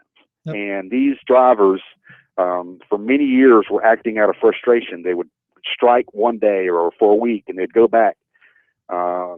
Now we believe we've identified the correct strategy that can really bring all the forces to bear on these trucking companies, from federal and state regulators to the drivers themselves taking direct action. So it's not the end, but we're certainly seeing some cracks in the wall of employee misclassification, and we encourage workers in other industries that have been improperly classified to seek out assistance from the U.S. Department of Labor Wages and Hours Division, as well as contact their local unions to see if they can't wage their own campaigns to raise this issue of employee misclassification wherever it's happening across the country. There you go. And I got to tell you, just the fact that in the Georgia State Senate, they held a hearing, a bipartisan hearing on employee misclassification. That is a huge, in my view, a huge thing. Ben, I appreciate you taking a little time for us, filling us in what's going on down there. I look forward to seeing you in a couple of weeks on the People's Tour for America as we come right through that neck of the woods. To cover not just the what's going on there in Savannah, but also the civil rights movement there in Atlanta. I look forward to it. We're looking forward to having you down here, Rick. And I'll just say to the listeners out there, Rick, this program is obviously supportive of working people throughout our country. And I just want to call upon your listeners to step up and let's support Rick Smith in this program so we can keep it on the air and keep it thriving. Thank you, Rick. There you go. Thanks so much, Ben. Ben Spade is an organizer there with Teamsters Local 728 in Atlanta. Going to take a quick break right back after this. Stick around. You listen to The Rick Smith Show. We're working people. Come to talk. Fighters, my friend, and the kids locked in the Capitol are fighting till the end. And we're not gonna break tonight, and we're not gonna bend. Some say the union's down, but I asked around, and everybody said, this is a union town, all down the line. This is a union town, all down the line. And if they come to strip our rights away, we'll give them hell every time. This is a union town, all down the line. Remembering that united we bargain, divided we beg. I'm Rick Smith, and this is Labor History in 2. On this day in labor history, the year was 1892. That was the day that Lithuanian-born anarchist Alexander Berkman attempted to shoot steel magnate Andrew Carnegie's second-in-command, Henry Clay Frick. Berkman wanted to avenge the Homestead Steel Massacre, in which 9 workers were killed. Berkman's lover, Emma Goldman, wrote in her autobiography, "Frick is the responsible factor in this crime." She went on to write that Berkman had told her, "I will kill Frick, and of course, I shall be condemned to death. I will die proudly in the assurance that I gave my life for the people, but I will die by my own hand. Never will I permit our enemies to kill us." Alexander Berkman went to Frick's office on July 21st, posing as a New York City hiring agency representative. When Berkman was told Frick could not see him, he left. He returned 2 days later. He burst into Frick's office and fired 2 shots at Frick's head. Several of Frick's associates were able to wrestle him to the ground. Still, Berkman managed to take out the sharpened steel file he was carrying and stabbed Frick twice. Despite all of this, Frick did not die. Berkman was in jail for 2 months awaiting trial. Alexander Berkman was convicted of attempted murder and sentenced to 27 years in prison. He served 14 years of his term before being released. Berkman wrote an account of his prison years titled Prison Memoirs of an Anarchist. In 1917, he and Emma Goldman were arrested and found guilty of violating the Espionage Act, and both were imprisoned for 2 years. In 1918, both were deported from the United States. Labor History in 2 brought to you by the Illinois Labor History Society and The Rick Smith Show. For more information, go to laborhistoryin2.com, like us on Facebook, and follow us on the Twitters at Labor History in 2. Tales of American Political History with Clinton Porter Hackney. We've been talking about America's GI Bill, its success, its impact on the nation, and the leaders who made it happen. The GI Bill was signed into law in June of 1944. U.S. Senate Majority Leader Ernest McFarland and the American Legion Commander Warren Atherton received much credit and were referred to as the fathers of the GI Bill. But over the many years since, there are at least 2 who helped write and pass the legislation whose names have been obscured by the more famous. One was one of the first females to serve in Congress, Representative Edith Norris Rogers. Miss Rogers was a consistent voice and supporter for veterans, and most importantly, she paid attention to details. She negotiated language and drafted significant parts of the GI Bill, co-sponsored it, and worked to muster the votes. And join us next time for the King of the Bill. This is Clinton Porter Hackney at cphackney.com. Chances are, when you took a shower this morning, an AFSCME member made sure that water was clean. When you drove to work, an AFSCME member maintained the road. When you rode an elevator, an AFSCME member inspected it. I'm David Philman, Executive Director of AFSCME Council 13, the American Federation of State, County, and Municipal Employees. AFSCME members enforce regulations, keep prisoners behind bars, take care of patients, protect the environment, and more. The work isn't glamorous, the salaries aren't high, but AFSCME members serve the public in every aspect of our daily lives. Chances are, you'll never see that AFSCME member working in a sewage plant, diving underwater to repair a bridge, or answering a 911 call. But aren't you glad they do? For more information, visit AFSCME13.org. We are AFSCME. We make Pennsylvania happen!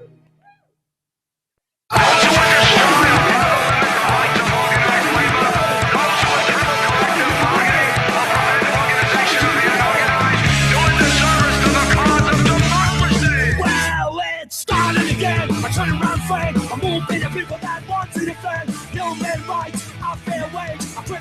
return to decent days. Equality is in play. Workers should organize without haste. Have the vote in your workplace. Work with your manager face to face. Let's go! It's starting again. The change, a new laboring. Welcome back to the Rick Smith Show. Check out the website, thericksmithshow.com. So interesting conversation there with Ben Spate, the organizer for Teamsters Local 728 there down in Savannah. This August, we're going to be taking that People's Tour for America. The bus going to roll right into Savannah. Going to spend a day there talking about the civil rights movement, labor history in the area, and also about what's going on down at the ports, because I think all of those in one big ball, they all cross over and intersect and have a lot to do with each other, and I'm looking forward to that. But as Ben pointed out, we're going to have one of the drivers come and talk about the testimony, and I think it's huge that the Georgia State Senate held a hearing on employee misclassification, and that it was a bipartisan hearing. I think that is enormous. Speaks volumes, not just to the work that the Teamsters have done, but more importantly to what the workers have done down there. And I've got one of those guys on the line. John Jackson's a port driver there in Savannah. John, thanks for taking time for us. Yes, sir. Thank you for giving us this opportunity. So I understand you were one of the folks who got to testify in front of the senators. Basically, what'd you tell them? Just told them how we they got us classified as an independent contract, but they treat us like an employee. They control our movement. They control their wages. You know, they pretty much tell us what all to do. You know.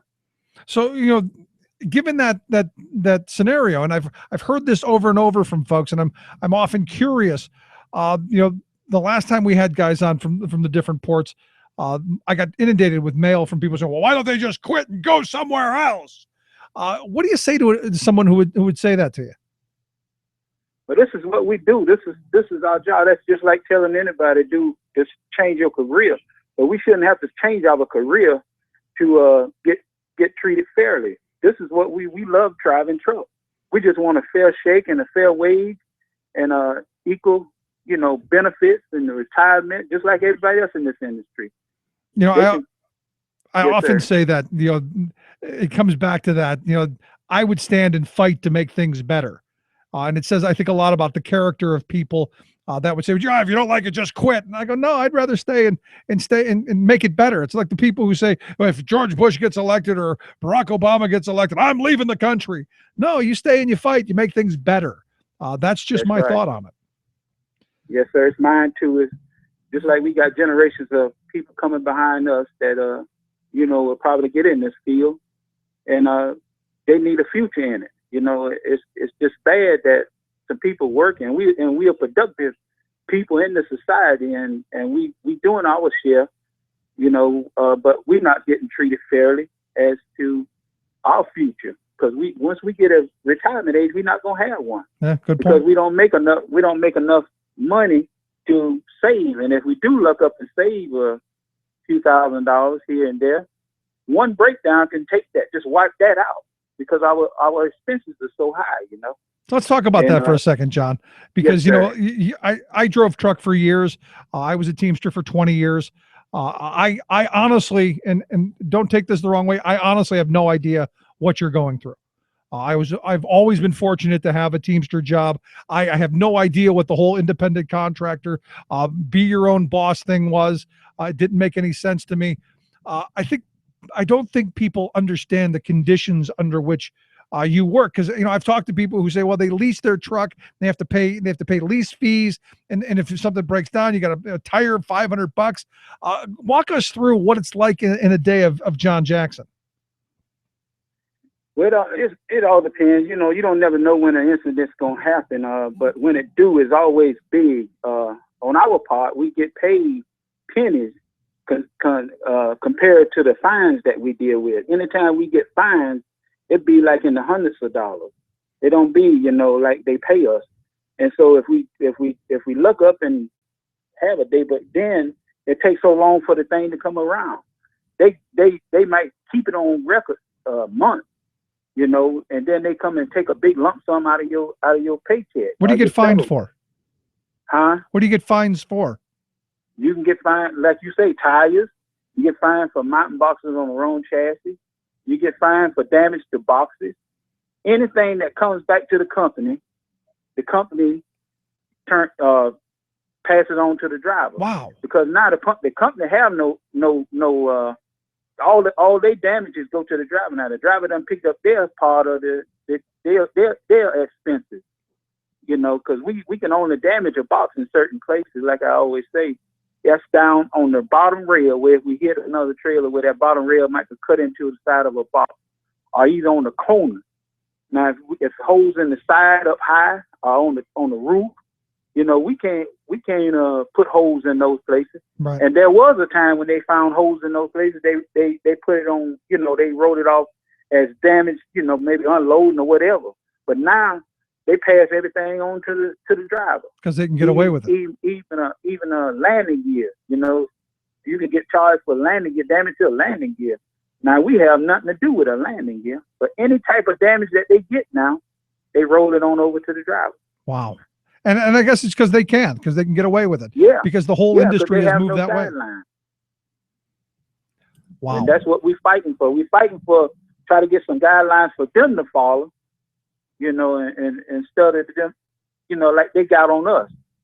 You know, they everything just according to the laws and people. You can't let people police themselves because they're gonna eventually do things and they don't ever think they're doing wrong.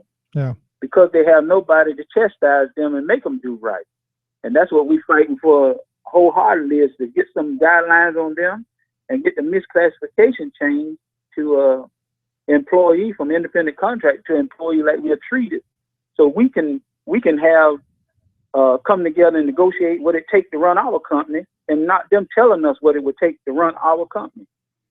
That's what they're doing now. They're telling us what it takes to run our company that they have nothing to do with it. But most of your companies now, they're going to people like us because they know what it takes to keep equipment up and in working condition. So we trying to live out of the truck money, little money we making. We paying three things out of. We trying to keep the truck up. We trying to live, and we got to pay the government taxes at the end of the year. Wow. And we just don't have enough money to go around because we shuffling money all the time trying to maintain our personal business, was a house note or your finances or something come out the blue on you, which it always does. You always have something come out the blue on you, so you're always shuffling money, and it shouldn't be like that. Yeah, I'm with you. Because this industry, excuse me. No, go ahead. I was saying this industry pay enough for everybody to live a decent life, and not just a few like it is now. Yeah, it seems like the people at the top are taking it all away from the folks who actually earn it down at the bottom. And what I was going to ask is, you know, with the truck that you drive, do you have to pay for the preventative maintenance? You have to pay for if a tire gets blown, all of that stuff? Oh, yeah. So I wouldn't mind paying on my truck. And it's not yours. Because it's my property. Okay. But I hate paying on stuff that I don't own. Like I say, them chassis, tires on them chassis, damage to the boxes, right? All that. That's not my stuff. You know I got a truck, so I know that's my responsibility to keep that truck up. But I shouldn't have to keep somebody else's equipment up. And that's what we're doing. We getting charged for their equipment, stuff we don't even own. So let me ask you this, John. You know, being from Georgia, I'm sure that you hadn't really thought that you would ever you know, maybe be a union member or be involved in this kind of campaign. Was there a moment where you said, you know what, there's only so much of, you know what, I'm willing to eat. I'm full and I'm going to change things. Do you have that moment? Well, I've been having that moment since I've been in trucking, and I've been in it 25 years. When I first got in trucking, I seen this going on, and we've been fighting ever since. But we never got as far as we have gotten. We always dealt with the port and the trucking companies. But since we've been working with the Teamsters, they have guided us in the right direction, and we got people listening to us now. So it's always been a fight, because once you get in trucking, you be in it a couple of years, you see what's going on. Yeah. And you see how much they're taking advantage of you, and you witness the abuse. You know, you witness the abuse of how you getting treated, and how you're getting cheated. It's just not right. And how you're constantly cheated. Yes. I can't tell you how many people I've talked to, how many drivers I've talked to who've said, you know, I go to these distribution centers and I sit for 2-3 hours, even 4 hours a day. I go into the rail yards. I sit for time and time, and I don't get paid for a dime. And I always go back, the 20 years I spent as a Teamster, driving a truck, I never got cheated out of any money. I got paid for the time that I was there. I got paid for the work that I did. And that is fair. And that's how it should be. Right. Even back in the day, sir, I started 25 years ago. Even back in the day, although we wasn't paid a fair wage for what we have done, we were paid something. Now they get away with so much stuff that they don't pay us for. Like we might take a box somewhere. They don't accept that box. They don't pay you for it. You hook up to a box. One time when you hook up to a box, you got paid for a dry run. Right. Now they don't pay you for none of that stuff. So it's just bad the way, and then how they can tell you what you need to make for a day. Like they around here, they pretty much talking about $200 or $300 a day. You can blow out one tire, and that's about $300 or $400 just for one tire on your truck. So how you gonna justify that as a fair wage for a person that his equipment, if he have something wrong with his equipment, it's gonna cost him, if just stuff as a tire, $400, $300 or $400. Yeah, I mean that's if you had to go to a mechanic shop. Mechanic shops around here now are like $100, $110 an hour, and they got 2 hour minimum. So you talking about 2 hours, $200 that just come out for them to look at it, and they ain't even start working on your truck yet, because all that come in afterwards. The whatever you got to have fixed, all that come in. That's added on top of this. Yep. Top of that. So that's the whole rest of your week, just about. Treated fairly. And I give you guys nothing but the utmost credit. I can't wait till we come down and visit and get to talk to people like you who are working in the ports and share your stories, because I think it's so important that you step up and you tell your stories like you did to the Georgia State Senate and like you've done here today, John. I appreciate it, and I look forward to seeing you when we're down in Savannah. All right, sir. I'll be looking forward to seeing it also. And like I say, thank you for taking the time to give us this chance to put it out there. No, I appreciate it, man. Thank you so much, John. John Jackson's a Savannah port driver. And look, at the end of the day, as I've said, when I was driving with that union card in my pocket, never did I get cheated out of a digit. I got paid for what I did, and that's what's fair. Just how it is. Let's take a quick break. Right back after this. Stick around. You're listening to The Rick Smith Show. We're working people. Come to talk.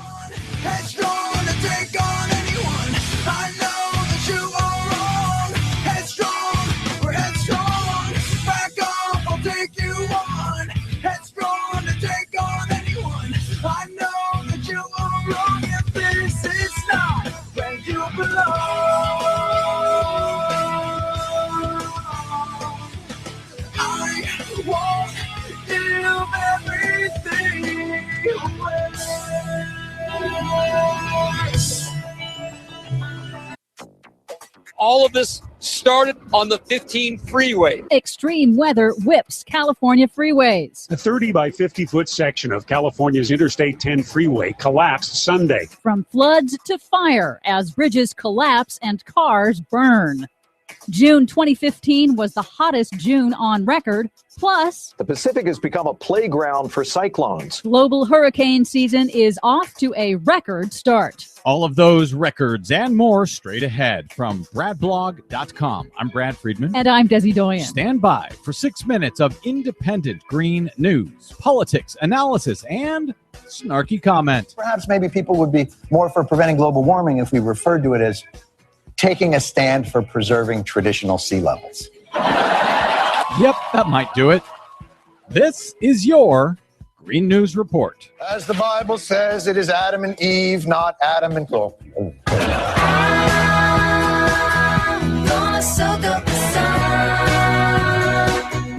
Okay, Desi Doyen, climate change seems to be coming home to roost out here in Southern California. Yeah, it's kind of disturbing. We'll start with what happened on Friday. In a shockingly apocalyptic scene, a major wildfire shut down Interstate 15 in parched Southern California. That's the primary corridor between Los Angeles and Las Vegas, all because of a fast-moving wildfire that overtook the freeway and cars stuck in traffic, forcing motorists to flee on foot. Cars were abandoned, and many of them, of course, caught fire and were completely burned. And the firefighters trying to stop this blaze before it could burn down major parts of the small city.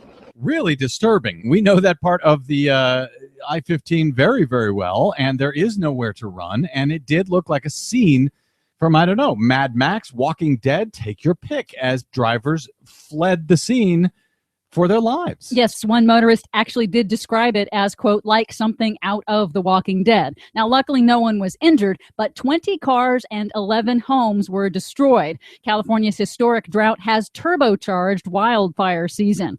And making matters worse, a hobbyist's drone was reported flying near the fire, so the U.S. Forest Service was forced to ground all of its firefighting planes, which allowed the fire to expand unchecked. The Forest Service has launched an awareness campaign to let the public know firefighters are required to land whenever drones are spotted. In another section of Southern California, on Sunday, extreme weather whiplash shut down another vital transportation artery out of the state when unseasonal record rain triggered by Hurricane Dolores in Mexico caused flash flooding. A portion of the I-10 up between Arizona and the California line closed right now due to a bridge collapse. Flooding, though, also blocking all the lanes in the area and has shut down the highway. It's not known when the lanes in both directions on the 10 are going to reopen. And we know that section of the I-10 well. Also, there is nowhere to go when that highway shuts down. I had to double back into Arizona and then south down to Yuma. It was pretty much a 7.5, 8 hour detour. So yes, between droughts, floods, bridge collapse, climate change, the climate crisis is really coming home out here in Southern California. Yes, now mark that. It's two major arteries that ship people and products out of Southern California. Both of them shut down to extreme weather impacts, just like what happened in Oklahoma and Texas last month. It's demonstrating once again that our nation's aging infrastructure is not designed for, and we are not prepared to deal with, these extreme weather impacts. Meanwhile, NASA announced late last week that June 2015 was the hottest June on record, tied with the Super El Nino year of 1998. Is that globally or here in the U.S.? That's globally. And now the National Oceanic and Atmospheric Administration has announced that the first half of this year has been the hottest first half of any year on record, meaning it's now all but certain that 2015 will be the hottest year on record. Remember the beginning of last year when all the climate deniers were saying there hasn't been any warming in like 17 years? Yes, I do. That's really cute, isn't it? That heat is brewing a record hurricane season, already reaching a record 11 named storms for 2015. That's combined for both the Pacific and Atlantic Ocean basins. Meteorologist Paul Douglas on MSNBC's Ed Schultz show explains that the rapidly warming Pacific is supercharging typhoons and hurricanes. I'm seeing some numbers in the middle Pacific that are just staggering.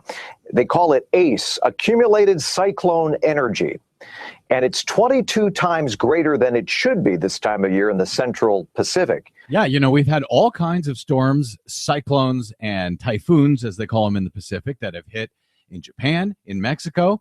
But, you know, they didn't hit Florida, so they never really happened at all here in the U.S. And to give you an idea of just how unprecedented this hurricane season is in the Pacific, since 1949, only 3 tropical storms in total have formed in the normally dead quiet Central Pacific. But this year, there have been 3 storms since January alone. Amazing. Buckle up. For much more on all of these stories and the ones we couldn't get to, please check out our website at greennews.bradblog.com.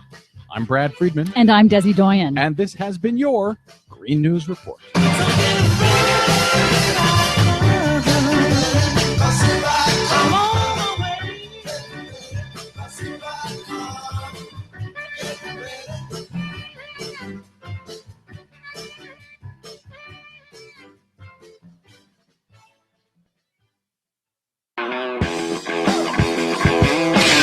Remembering that united we bargain, divided we beg.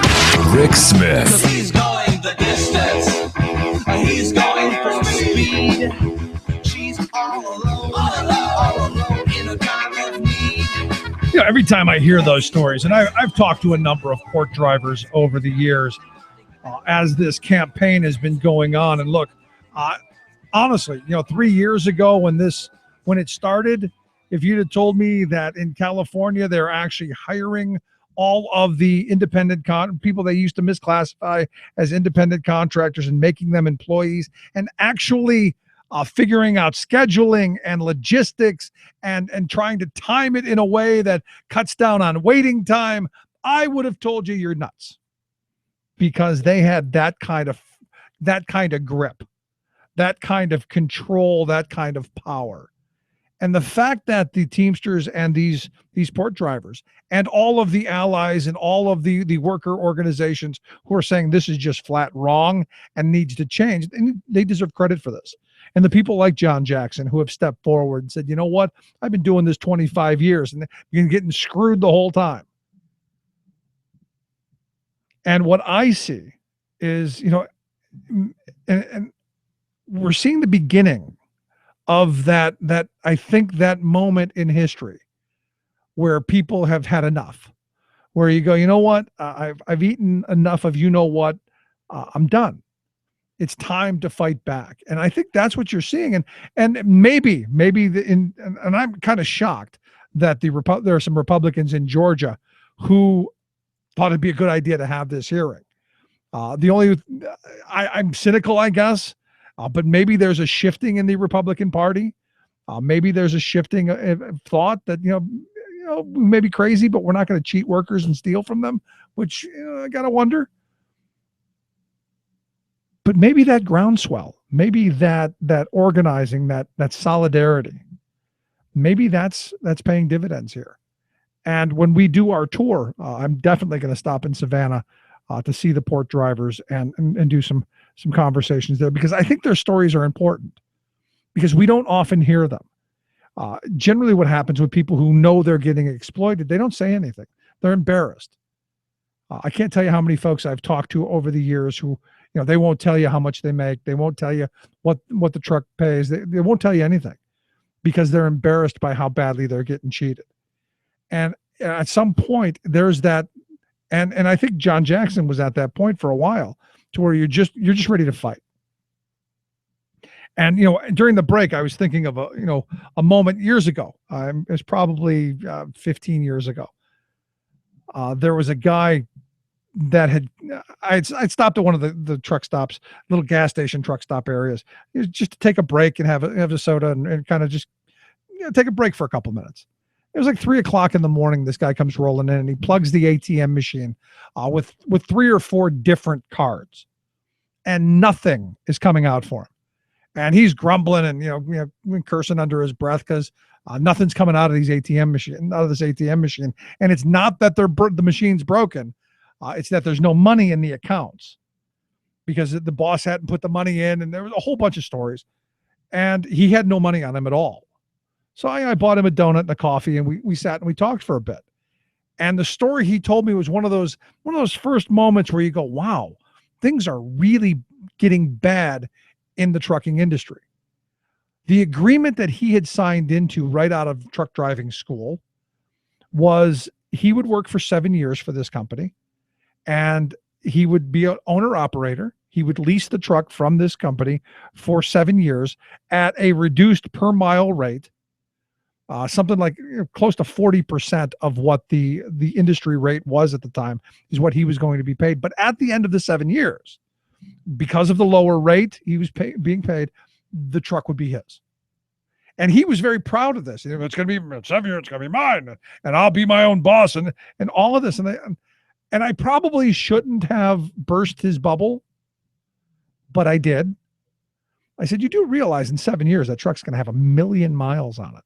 At least if you're doing anything of just basic normal industry standards, it'd probably be much closer to 1.2 million, 1.3 million. And at that point, you've got to basically replace most of everything. It's going to need whole bunch of work and you're saddled with it. It's now yours. They don't want any part of it. You're the one who's got to pay for the breakdowns and all of this stuff. And he got this look on his face like he realized that, I've been duped. And he was, he was visibly angry because, he's going, I'm struggling through this. I'm putting up with them cheating me on mileage because they were paying postal codes at the time, which, again, another one of those scams that they pulled on truck drivers so that they could cheat them out of miles. Because as anyone knows, if the wheels are turning on a truck, the driver's getting paid. Once the wheels stop, no pay. Truck breaks down, no pay. Wheels got to be moving. And what they would do is they would cheat you out of the miles. They would use these postal codes. So you'd say you're going to go from the my postal code of 17013 to the 17101 postal code. And they would measure it from post office to post office, which is what the postal codes are. What happens if you started 20 miles on the other side of the post office and had to go 20 miles on the other side of the post office? Those 40 miles, you just got cheated out of. And that is what this industry has gotten away with for years because effectively, thanks to Jimmy Carter and really thanks to Ronald Reagan, they deregulated. And they said, you, Mr. Truck Driver, you can be your own boss. We went from about 16,000 trucking companies in the U.S. to somewhere around 2 million right now because Joe can buy a truck and he's Joe's Trucking. And John can buy a truck and he's John's Trucking. And what they've done is these big companies, they're still the ones who control the movement of the freight. They're still the ones who control the accounts and the money. It's now they've just shuffled off their problems. They don't own the trucks. They don't have to worry about keeping them up. They don't have to worry about maintenance. They don't have to worry about insurance. They don't have to worry about tolls. They don't have to worry about any of that stuff. They're just paying by the mile. You get it there or you don't. And it's on you if you don't. I remember a couple of years ago, I guess it's been more than that. It's probably been close to 20 years.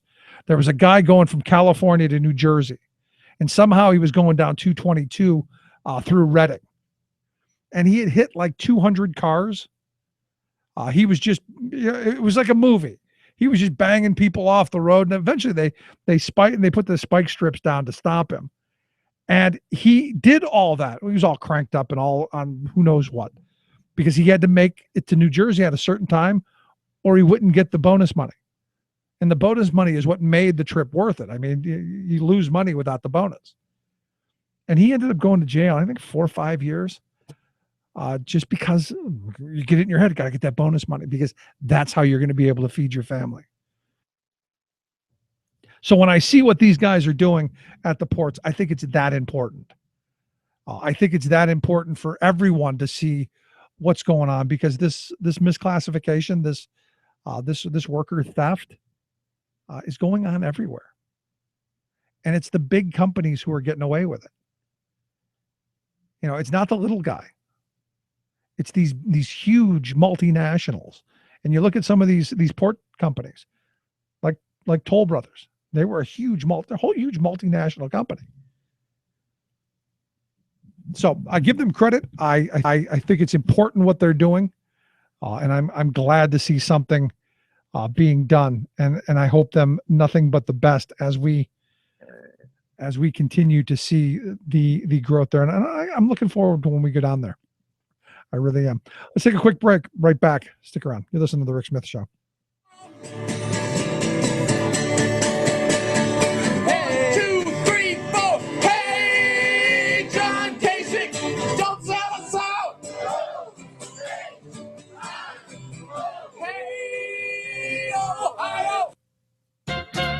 Novelist Thomas Wolfe famously wrote, "You can't go home again."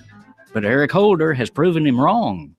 Holder, who was President Obama's Attorney General until stepping down earlier this year, recently returned to his old home place, Covington and Burling. Where's that?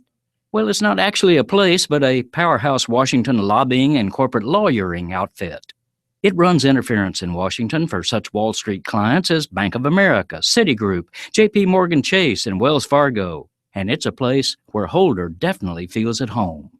After serving as a deputy attorney general in the 1990s, where he demonstrated a kind and gentle approach to prosecuting corporate crime, Holder was invited in 2001 to leave his government job and join the corporate covey of Covington and Burling lawyers.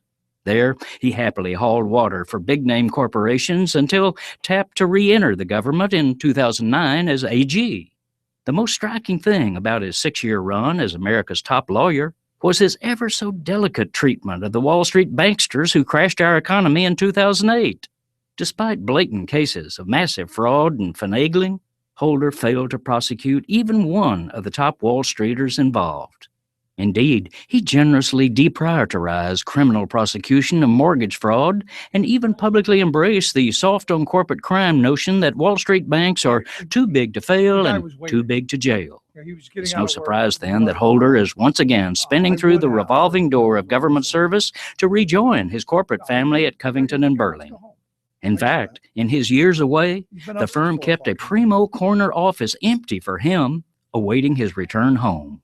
This is Jim Hightower saying, in a way, he never really left. But now, his paycheck for serving corporate interests will be many millions of dollars a year. Happy homecoming, Eric. To get more of Jim Hightower's populist take on what Wall Street and Washington are up to, visit www.hightowerlowdown.org. Today was a good day. The Rick Smith Show, changing America for the better.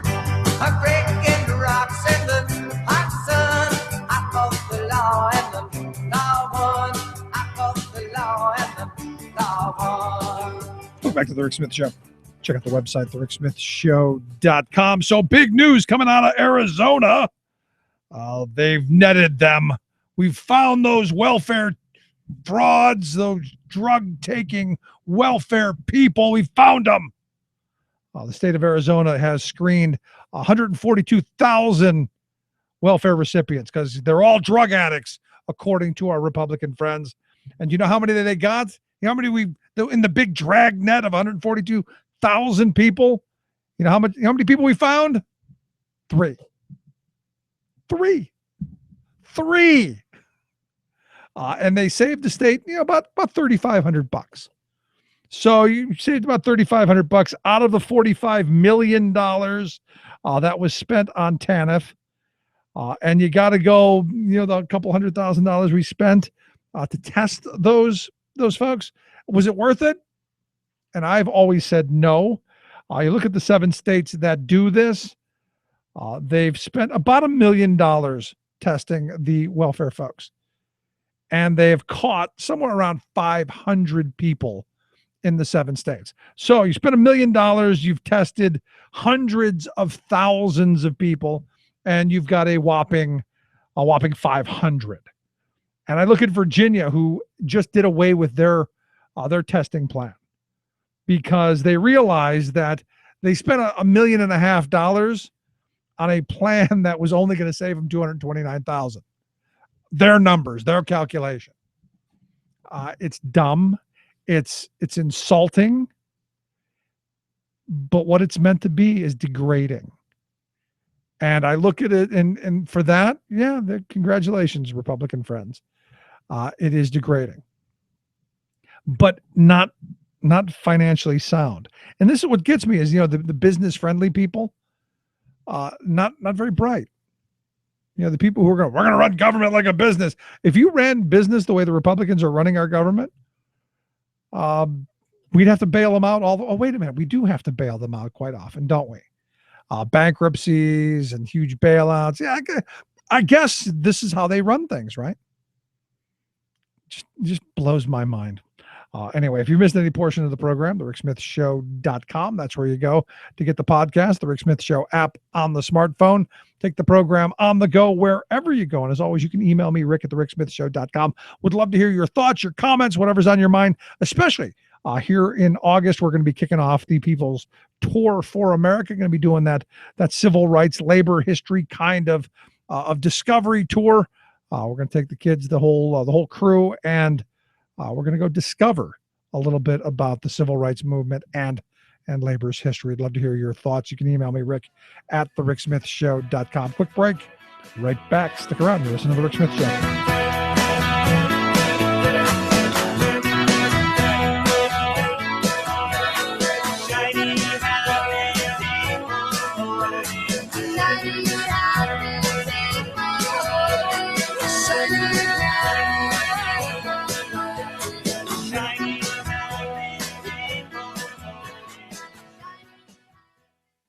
You're listening to The Rick Smith Show. For more information, go to thericksmithshow.com. If you've missed any portion of the program, you can download the podcast at thericksmithshow.com. You're listening to WIN, Workers Independent News, a production of Diversified Media Enterprises. I'm Doug Cunningham. New York's Wage Board Wednesday recommended a $15 an hour minimum wage for fast food workers. The $15 minimum will take effect in New York City by the end of 2018 and statewide in New York by 2021. The board appointed by Governor Andrew Cuomo unanimously passed the $15 an hour wage proposal. Governor Cuomo says with approval from the state labor department, which is a near certainty, he can raise fast food worker wages without state legislative action. Another day in America, and another billionaire is trying to use political power to stomp on worker rights. This time it's Illinois Governor Bruce Rauner. He's proposing legislation to kill collective bargaining for public workers and to freeze their wages for 5 years. He also wants to get workers to switch their pension plans to something that pays them less in retirement. The Illinois legislature is controlled by Democrats, so Rauner's attack on public worker collective bargaining in Illinois isn't likely to succeed. The Illinois AFL-CIO says instead of continuing his one-man political campaign to stomp out the rights of average people, Governor Rauner should be working with legislators of both parties to find real solutions and revenue for the critical programs Illinois families depend on. We're fighting for justice. Justice not for just drivers, but for everybody. Striking Los Angeles port trucker Daniel Linares. The driver strike against the Pacific 9 company is an effort to win union rights and classification as employees rather than independent contractors. It's also a protest against wage theft. Linares says port truckers now get no benefits and must pay all work-related expenses. The company misclassifies us as independent contractors, and by that misclassification, the company avoid paying taxes. The company avoid paying maintenance for the fleet of trucks, and the company's expenses really is a burden for us, for the drivers. By having a union contract with the Teamsters, we can have a better salary, better working conditions, and working less hours than the hours we're working right now. Drivers, please open your eyes, be alert, and speak up right now. But today is the moment you can speak up and be heard, because right now we have the support of politicians, government, communities. The strike against Pac 9 is having an impact, with at least 3 terminals turning away trucks from the company. Picketing is also resulting in long lines at terminals that are handling Pac 9 trucks. 40 drivers will testify in coming days at California's Division of Labor Standards Enforcement on wage theft claims. Workers Independent News is brought to you by Ulico. For more than 85 years, Ulico has been protecting union workers with quality, affordable insurance while responsibly investing union funds to create jobs and achieve respectable returns. More information is available online at ulico.com. You've been listening to WIN, Workers Independent News. For more information, visit laborradio.org. But the fact is, Vice President Cheney, though, said it's not a Ponzi scheme. Here, You say it is. Absolutely. If Vice President Cheney or anyone else says that the program that we have in place today, and young people who are paying into that expect that program to be sound and for them to receive benefits when they reach retirement age, that is just a lie. And I don't care what anyone says. We know that. The American people know that. But more importantly, those 25 and 30-year-olds know that. All the people tell me so, but what do all the people know? I gotta tell you, I keep hearing politicians saying everyone knows Social Security's broke and everyone knows Medicare is broke. I gotta tell you, these I don't know why anyone would even consider them as someone that they would vote for, because I don't think everyone knows that Social Security and Medicare are broke, because guess what? They're not.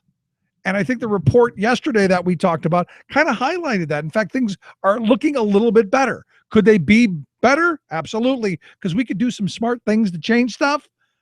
But overall, I'm not buying the whole we're broke, we're it's the end of the world. And I'm definitely not buying the Jeb Bush, we got to dump Medicare. Just seems to be short-sighted, seems to be dumb. But coming from a Bush, not surprising. Which is why I've asked Richard Fiesta. He is the chief cook and bottle washer over at the Alliance for Retired Americans. Actually, he's the executive director. Rich, thanks for taking time for us. Sure, Rick. Once again, glad to be back with you. So we're hearing this, we're broke. Yet I see the study, the report that comes out from Social Security saying we're actually got a little bit better.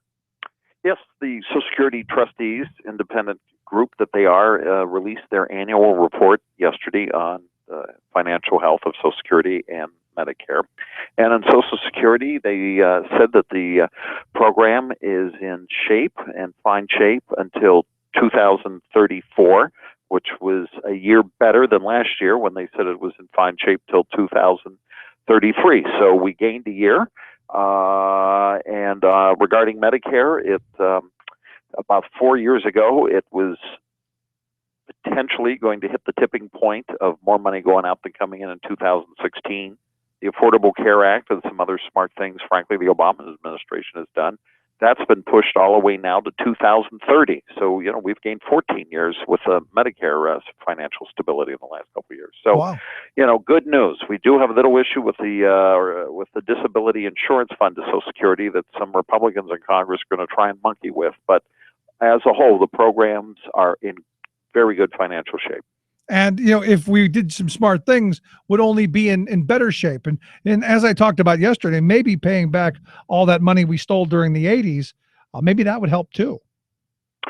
Well, right. So the Social Security bonds are bought by the Treasury Department, and they are paying interest. That's one of the three sources of revenue for Social Security. Our payroll taxes are the biggest, but the interest is being paid from Treasury back to Social Security. The other thing is we could expand the program very easily by lifting the artificial earnings cap, where this year, if you make $118,500 or more, you don't pay into Social Security. If we phase that out, we could make the program stronger, and we could also raise benefits on an average by about $65 a month in your Social Security benefit checks. And which, goes right into the economy, could be a little tiny little stimulus, and, maybe make sure Granny doesn't have to eat cat food. Absolutely. The Social Security benefits are directly put into the economy. They were sort of a great counterbalance during the Great Recession, that steady checks, never missed a payment since they first started paying back in the early 1940s. And Social Security checks aren't put under the mattress or in the cookie jar. They are spent into the economy. So let's bring this back to the political side, because, I've seen the Rick Perry's, you heard, it's a giant Ponzi scheme and no one's going to tell me any different. And then the Jeb Bush, we need to phase out Medicare, and, we need to work more hours and work longer and be more productive for less money. I look at these politicians and I'm stunned. I'm amazed that we aren't just repulsed by by these statements, and that they're even considered to hold the highest office in the land.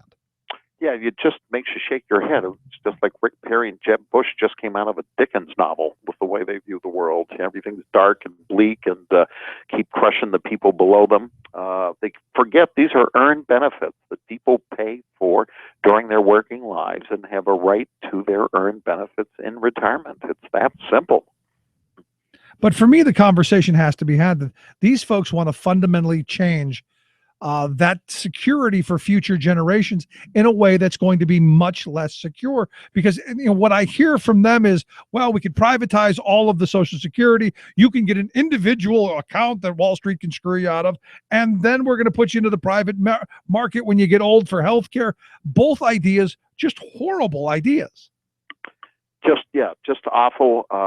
They increase both economic and personal insecurity, rather than, as you age, especially, you want more security. Know that Social Security check is there and steady and guaranteed every month. Knowing that Medicare is a one-stop shop for your health care. You're not fighting insurance companies one by one as an individual. So that knowing that Medicare was there. Next week, July 30th, is the 50th anniversary of Medicare. And we at the Alliance for Retired Americans were doing at least 100 events and growing around the country, celebrating the 50th anniversary of Medicare. And August 14th, we're going to celebrate the 80th anniversary of Social Security. There's a lot to be positive and celebrate here. Yeah, but you go back to when those were implemented, it was all doom and gloom. It's going to destroy us. It's going to ruin the economy. It's going to make people lazy. All of these horrible things that a certain segment of the political class was always against, and it still seems to be completely against, because it's always been failing, hasn't it? Social Social Security for the 80 years. It's always going to fail. It's always going to go broke. It's at least that seems to be the political rhetoric that I've seen. Yeah, there's always been a strain in American politics against Social Security and then later Medicare from the 1930s onward, and it appears in different forms. We're seeing it now with Jeb Bush. We're seeing it with the Koch brothers, for example. But that strain in American politics has always been there. Facts don't get in their way, never have gotten in their way. And unfortunately, sometimes they get a bigger megaphone, or the Koch brothers just buy a lot of TV ads, and their minions kind of worship at their feet. We see that with people like Scott Walker, Rick Perry, now Jeb Bush. But we have the facts on our side, and what's more important, Rick, we have the American people on our side, regardless of political party, that the American people love Social Security and Medicare, and they want to expand it and protect it and strengthen it. I mean, to me, we should be expanding all of that. My generation, and I'm 48.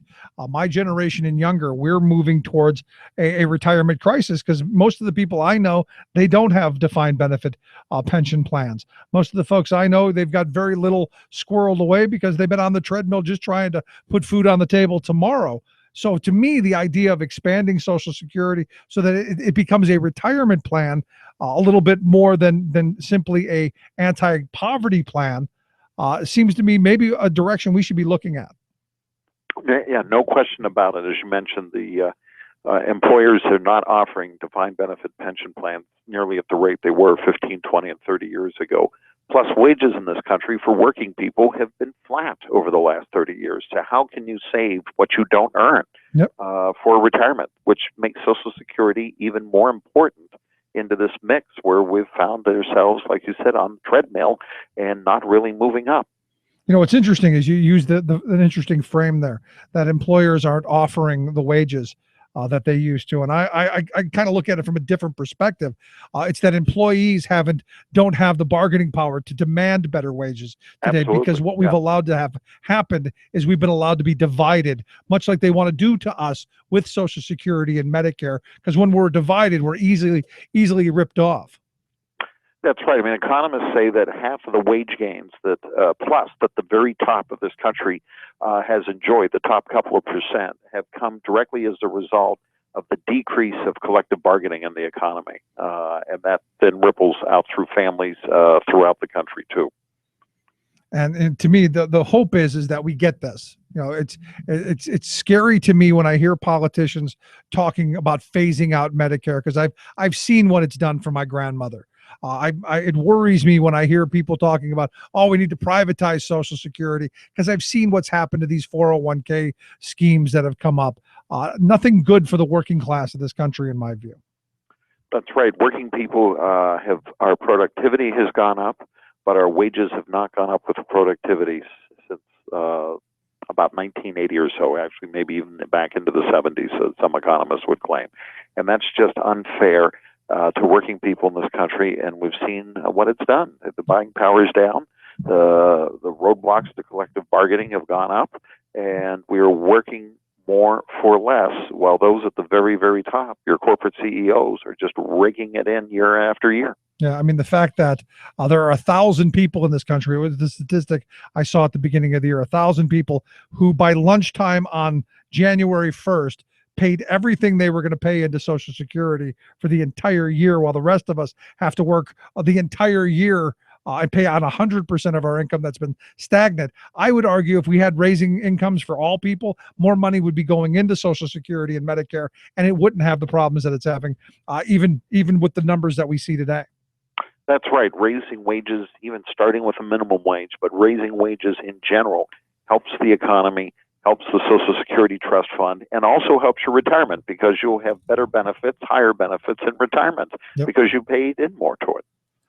It just makes sense to me. So I understand 50th, 80th, 50th Medicare, 80th Social Security. Where can we find these events if folks want to be involved in it, or it'd be a good place to go look for them? Sure. Our website, www.retiredamericans.org, has information on it. And we also have a website we've done just for the 50th anniversary of Medicare, www.medicare50th, that's Medicare 50th, Medicare50th.org, We've had members tell us their Medicare stories. Our events are also on there too, because it was the labor movement that was the driving force, and especially labor retirees in the early 1960s and the Kennedy and Johnson administrations that were the driving force and grassroots behind Medicare, and we're celebrating that this year on the 50th anniversary. An anniversary that I think well worth celebrating and supporting, so that maybe we have another 50 years for our grandchildren as well. Rich, I appreciate you taking a little time for us. Thanks so much. You bet. Always great to be with you, Rick. You as well. Rich Fiesta. He's the executive director for the Alliance for Retired Americans. You want to check out the sites? We've got them at thericksmithshow.com. Just click on Rich's name. Take you right there. Quick break. Right back after this. Stick around. You're listening to The Rick Smith Show, where working people come to talk. Station to station.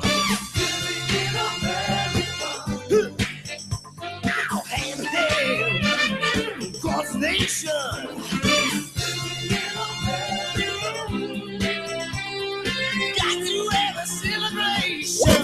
Not right wing, just right.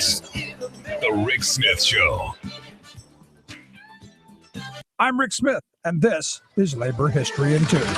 On this day in labor history, the year was 1892. That was the day that Lithuanian-born anarchist Alexander Berkman attempted to shoot steel magnate Andrew Carnegie's second-in-command, Henry Clay Frick. Berkman wanted to avenge the Homestead Steel Massacre, in which 9 workers were killed. Berkman's lover, Emma Goldman, wrote in her autobiography, "Frick is the responsible factor in this crime." She went on to write that Berkman had told her, "I will kill Frick, and of course, I shall be condemned to death. I will die proudly in the assurance that I gave my life for the people, but I will die by my own hand.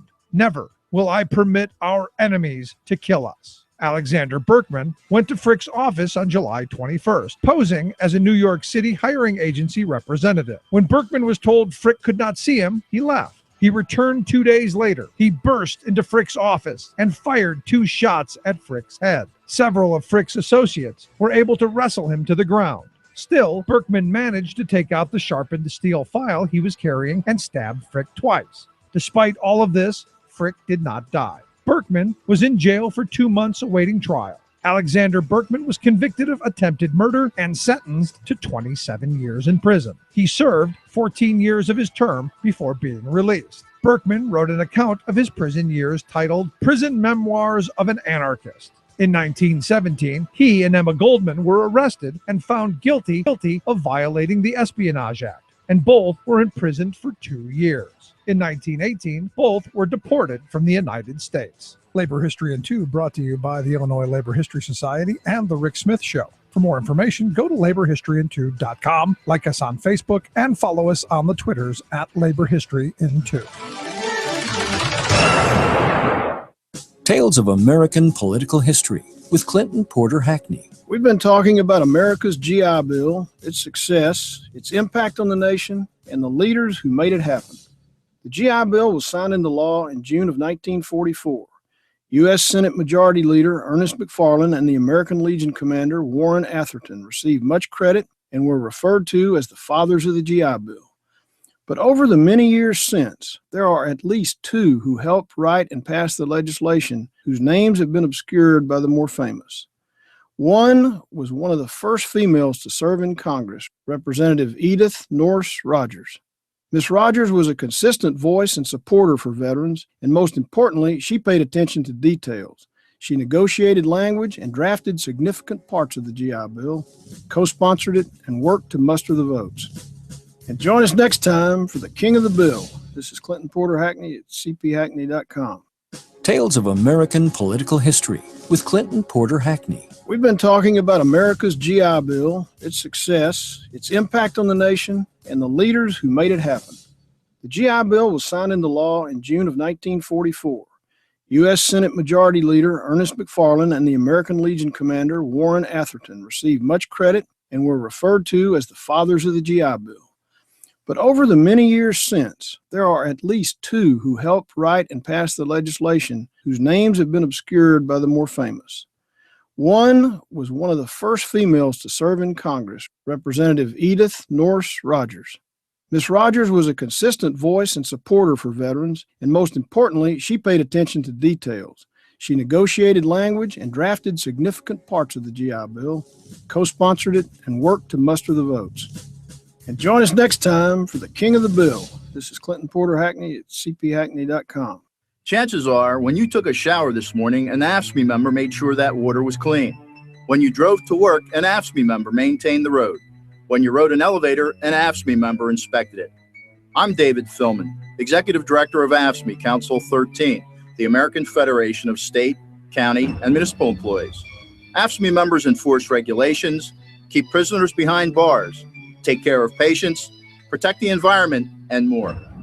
The work isn't glamorous, the salaries aren't high, but AFSCME members serve the public in every aspect of our daily lives.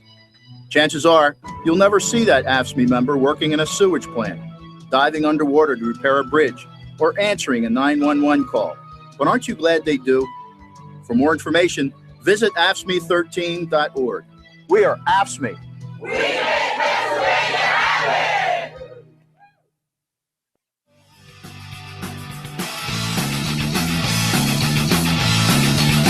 Working class heroes, they are the ones who helped to build this land. Working class heroes, they stay united, always hand in hand. Welcome back to the Rick Smith Show. I'm loving some of the headlines around the Donald.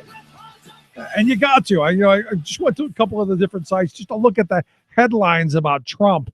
One of them, Rick Perry, calls Donald Trump's campaign a cancer on conservatism. You got to love that. Anderson Cooper said that Donald Trump is impervious to facts because anti-immigrant Republican voters don't care about facts. Rachel Maddow and Seth Meyers laughed their behinds off at Trump's GOP frontrunner status. One of my favorites, also, Donald Trump is Fox News's Frankenstein, and Rupert Murdoch is helpless to stop his rampage. Just some funny little headlines because Trump really has just sucked all the oxygen right now out of the Republican field. If this is the opening act of this. Oh, I mean, this is the opening act of the clown bus. I mean, of this reality TV show known as the GOP primary. Like, what's going to happen once we get into once Trump is gone and we're into the? I don't think he goes, man. March and April. I don't think he goes. I think once if he doesn't win the Republican primary, I think he third parties it. I want to know how deep does he go? Like how long does he just? I think his ego is so big. I think he's all in. Because understand, being president is being a rich billionaire right now. You have status, and the next generation may remember you. But being president of the United States, you are immortalized. And you think of the ego boost knowing that you're immortalized. People's great grandchildren are going to have to learn about you. Think about the ego boost that comes with that. Yeah. I mean, how far does he take the Republican Party under? I mean, you don't need Viagra after that, man. That's just the aphrodisiac of power and legacy. And I truly believe that's what he's in for. It's that love fest. It's hey, look at me. Just amazing stuff. And one of my favorite things about this thing with Trump is running is how all these Republicans like Rick Perry, Lindsey Graham, and others are calling him out for, you got to tone down your rhetoric. He's using his outside racist voice. He's not using the inside racist voice the Republican Party is used to using. So now he's like, step because back. They feel emboldened. I mean, they do. They feel that, now's the time. And there's part of me that goes, maybe they feel that they're cornered now. And like a cornered rat, they're going to attack. I think there was a bill yesterday that was introduced in Congress, like an immigration bill that the Republicans, and they called it, the Democrats named it the Donald Trump bill, the Donald Trump Act. Yeah. I mean, this is just going to be this is just pure gold. And I would love to be a political reporter at one of these Trump events because you just don't know what you're going to get. And that's what's beautiful about it. This guy's out there and it's fun to watch, but sadly, think about how the rest of the world views us. And I know the people who would vote for him don't care what the rest of the world thinks, but think about how the rest of the world views us. And then he's gonna today. I guess he went down to the Mexican-Texas border, and I love the fact that the president of local 2455 of the National Border Patrol Council said, "No, we don't endorse political candidates. We're not getting anywhere near this. In fact, we're not accompanying Donald Trump to his politicized event." Which, you just got Trump walking up and down the border now. What about El Chapo? That was his closest shot right there. Is El Chapo's like biggest chance right there. El Chapo isn't taking a shot at him, because that means we would have, as crazy as he is, you want to see the nation rise up and go, we got to go get El Chapo. He ain't doing it. No, I think half the country would probably want to immortalize him if he did it. No. See, now I'm not going there. I don't like Donald Trump. I don't like his politics. I think he's a wonderful entertainer, and he's giving us the show of a lifetime. I mean, this is, and we're not even Pat Paulsons of the world are envious. And we're still in the summer before the primaries. Like, we are still in the summer before the primaries. I can't wait till 2 weeks from now when he's on the debate stage. Oh, when he's the center of the debate stage, because remember, his ego is just going to, you think his ego is bad now. His ego is just going to go through the roof after that. And we're going to be on the road, but I can't wait just to see the clips. No, we're gonna have to pull over and watch. I don't care where we are. That's got to get that's a bucket of popcorn night. That's send the kids to the movie. We're watching the Trump debate, because that's what it's going to be. It's all going to be about Trump. The rest of the field, I got to tell you, I don't think I would want to be on the stage with him, because it doesn't matter. You're just an extra. You just want to. Are you here? You're just an extra in his play. I mean, seriously, who gives out someone's cell phone number on national TV? I got to tell you though, I love what Lindsey Graham did with that though. I thought it was a classy move. I thought it was pretty good. I liked it. Yeah, it was pretty good. Not a big fan of Lindsey Graham's policies, but you got to take it. But you got to, in this game, you got to look at it for what it is. Yeah, you can't feed the troll. and Trump he actually looks like one of the troll dolls.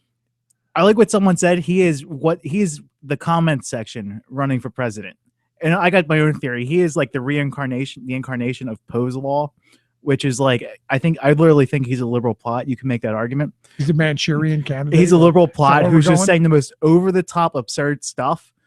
See, and it's like satire. He's running on a satire platform. No, he's the Onion running for president. No, I mean, the reality is I have an uncle who's really well to do, and and good for him. He's a wealthy guy. The stuff that Trump says, he's been saying to me for years. Look, the wealth class of this country, they've been saying to each other in their country clubs, their exclusive male only, white only country clubs, all of this stuff. You remember the Foster Freeze comment of you want to cut down on unwanted pregnancies, just give the gals an aspirin. You remember that? Yeah. So they put the aspirin between their knees. My uncle told me the same thing 10 years before that. You wanted to cut that, give them rope. It's insane. And now it's filtering out. And now they feel emboldened because they've got the money to shape the messaging, and they've got the money to trot out their pet politicians, which is what Scott Walker is. I mean, I find it amazing that Scott Walker is talking about a VP choice already. And I think it's absolutely hilarious how you haven't heard a single word come out of Rand Paul or Ben Carson. Nope. And they're sitting in the middle of the field. They will be on the stage with Donald Trump. Oh, just think about that. Ben Carson, Donald Trump, and Rand Paul on the same stage. Oh, if you could only see, will Carly Fiorina, will she be there? I'm not sure. I don't know if she's polling that high. Because you gotta, but she's not crazy. I mean, I want Michelle Bachmann. Damn it, I want what's her name? Blackburn, Marsha Blackburn. I want her. Get me some crazy. You see, you need Snow White with the rest of the dwarfs. You just gotta have it. Adds a little balance, a little flavor. But I can't wait. There's going to be so many. There are going to be so many clips coming out of that debate. All those sound bites. Oh, cannot wait. Cannot wait. Let's take a quick break. Right back. Stick around. You listen to the Rick Smith Show, where we talk about Donald Trump, and love it. Just like McDonald's, loving it. Right back after this. I'm with you now.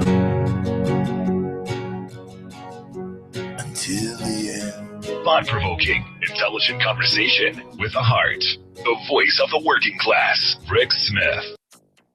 All of this started on the 15 freeway. Extreme weather whips California freeways. A 30 by 50 foot section of California's Interstate 10 freeway collapsed Sunday. From floods to fire as bridges collapse and cars burn.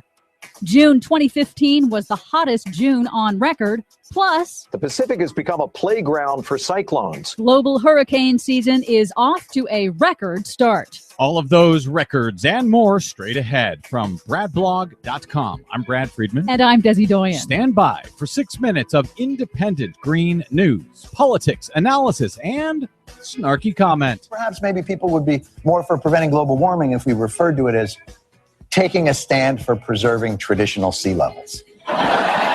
Yep, that might do it. This is your Green News Report. As the Bible says, it is Adam and Eve, not Adam and Go.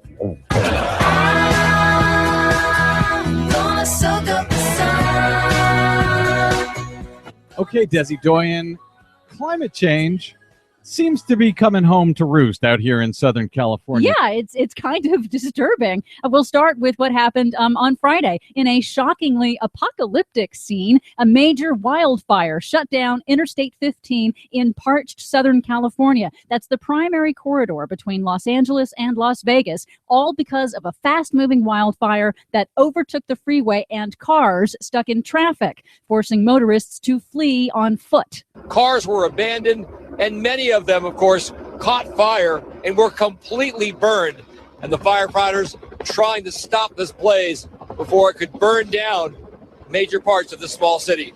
Really disturbing. We know that part of the I-15 very, very well, and there is nowhere to run. And it did look like a scene from, I don't know, Mad Max, Walking Dead, take your pick, as drivers fled the scene for their lives. Yes, one motorist actually did describe it as, quote, like something out of The Walking Dead. Now, luckily, no one was injured, but 20 cars and 11 homes were destroyed. California's historic drought has turbocharged wildfire season. And making matters worse, a hobbyist's drone was reported flying near the fire, so the U.S. Forest Service was forced to ground all of its firefighting planes, which allowed the fire to expand unchecked. The Forest Service has launched an awareness campaign to let the public know firefighters are required to land whenever drones are spotted. In another section of Southern California, on Sunday, extreme weather whiplash shut down another vital transportation artery out of the state when unseasonal record rain triggered by Hurricane Dolores in Mexico caused flash flooding. A portion of the I-10 up between Arizona and the California line closed right now due to a bridge collapse. Flooding, though, also blocking all the lanes in the area and has shut down the highway. It's not known when the lanes in both directions on the 10 are going to reopen. And we know that section of the I-10 well. Also, there is nowhere to go when that highway shuts down. I had to double back into Arizona and head south down to Yuma. It was pretty much a 7.5, 8 hour detour. So yes, between droughts, floods, bridge collapse, climate change, the climate crisis is really coming home out here in Southern California. Yes, now mark that. It's two major arteries that ship people and products out of Southern California. Both of them shut down to extreme weather impacts, just like what happened in Oklahoma and Texas last month. It's demonstrating once again that our nation's aging infrastructure is not designed for, and we are not prepared to deal with, these extreme weather impacts. Meanwhile, NASA announced late last week that June 2015 was the hottest June on record, tied with the Super El Nino year of 1998. Is that globally or here in the U.S.? That's globally. And now the National Oceanic and Atmospheric Administration has announced that the first half of this year has been the hottest first half of any year on record, meaning it's now all but certain that 2015 will be the hottest year on record. Remember the beginning of last year when all the climate deniers were saying there hasn't been any warming in like 17 years? Yes, I do. It's really cute, isn't it? That heat is brewing a record hurricane season, already reaching a record 11 named storms for 2015. That's combined for both the Pacific and Atlantic Ocean basins. Meteorologist Paul Douglas on MSNBC's Ed Schultz show explains that the rapidly warming Pacific is supercharging typhoons and hurricanes. I'm seeing some numbers in the middle Pacific that are just staggering. They call it ACE, accumulated cyclone energy. And it's 22 times greater than it should be this time of year in the central Pacific. Yeah, you know, we've had all kinds of storms, cyclones, and typhoons, as they call them in the Pacific, that have hit in Japan, in Mexico. But, you know, they didn't hit Florida, so they never really happened at all here in the U.S. And to give you an idea of just how unprecedented this hurricane season is in the Pacific, since 1949, only 3 tropical storms in total have formed in the normally dead quiet Central Pacific. But this year, there have been 3 storms since January alone. Amazing. Buckle up. For much more on all of these stories and the ones we couldn't get to, please check out our website at greennews.bradblog.com. I'm Brad Friedman. And I'm Desi Doyen. And this has been your Green News Report.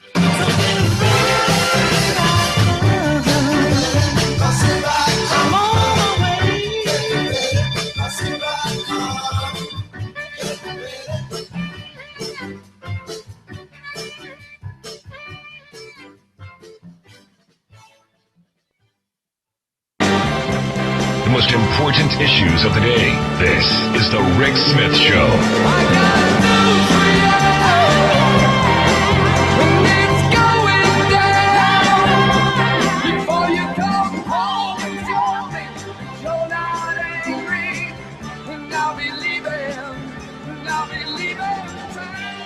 Welcome back to the Rick Smith Show. Check out the website, thericksmithshow.com. So federal regulators released the Donald's what he's worth, where the money is. They say he's worth about $10 billion. So anyone thinks that money is a problem for the Donald in this race, rest assured he's okay. Evidently, he's got some positions in about 500 different business entities. This all according to a 92-page personal financial disclosure. And I got to be honest with you, I've been asked a number of times to run for for different offices, state rep, this or that. And I go, I don't know that I want to go through all the financial disclosure. Imagine having to do a 92-page financial. I wish I had that kind of money. I guess that's my thought on it. Anyway, let's find out what's going on around the world and across Ohio. I got Bob Nate, Talk Radio News Service. Bob, thanks for taking time for us. Yes, Rick, I too would go through the pain of having $10 billion to go through that paperwork. I wish I could, man. I'd pay you $50 million to do the paperwork for me. How's that? Well, maybe I'm sure that's what he did. I don't think he was up at night writing down everything. Where's that at now? I'm sure he's got a team of accountants.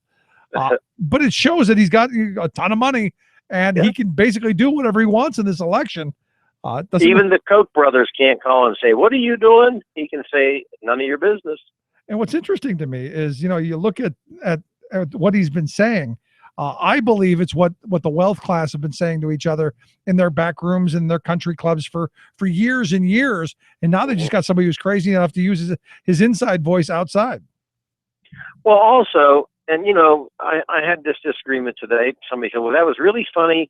At least Lindsey Graham's, getting some attention with the cell phone." Yep. Well, I'm sorry, but what do we know about Lindsey Graham now and his vision for the presidency, that he can smash a cell phone? In other words, what's he think about Donald Trump? That's the thing. What do they all think about Donald Trump is what's going on. Yeah. And he hasn't attacked Governor Kasich yet, but giving time. And there's a lot to attack there. I mean, we just talked to a lady yesterday from Progress, Ohio, who laid out, what's going on in Ohio. And I'm not a huge Kasich fan myself, but the fact that a former managing director at Lehman Brothers is considering to be president, anyone could consider him, just kind of shocking to me. Just a thought. Well, with like I said, with Trump, I mean, if Jeb Bush is driven into the sea politically, then it's an open ball game where you could have a Walker, a Kasich, whoever. But I've got to tell you, guys like Ted Cruz and Rick Santorum, they're done. Well, they were done before they got in the race, but completely done now. I mean, just finished. Yeah. And I still think that Donald Trump is going to absolutely drive Jeb Bush out of this before it's done. Or Jeb Bush is going to drive himself out. I mean, the whole we need to phase out Medicare thing, not helping. And then all the cigar smoking money boys all got together, Republican, and some of the people, by the way, that are running the campaigns, and they put aside their differences and got together and said, we've got to do something about Donald Trump. He has to be driven out. Trump, of course, found this out. And what was Trump's statement? I can run independent. When you look at the polls independent, he absolutely elects Hillary Clinton, period. Trump does. And so the Republicans are going to have to take a deep breath and, let them all fight it out. Yeah, I'm with you. And I'm like I said before, I'm hoping for an open primary. I think that would be fun. It'd be good blood, old school blood knuckles, and sure. I think it'd be a good thing, or at least entertaining. Mm-hmm. Not going there with me? It's going to be fun. I'm going to the convention, so it'll be fun. We're planning on it as well. Let's move along. I understand Secretary of State John Kerry grilled today on what's going on in Iran. Yes, Senator Corker has the Foreign Affairs Committee, and he said to Secretary of State Kerry, "You've been fleeced." And Secretary of State Kerry said, "Look, we're not waiting on a magical unicorn to make this deal all work." And I knew it'd be contentious. Now, the Jewish Republican Coalition is planning on organized protests. Well, not protests. Organized questions at town halls of Democratic members. And I kind of thought to myself, I don't know, is it smart to send the Republican Jewish Coalition people there? I don't know how much sense that makes, but, there's going to be a full court press anyway with AIPAC. And I still don't see where the votes are there.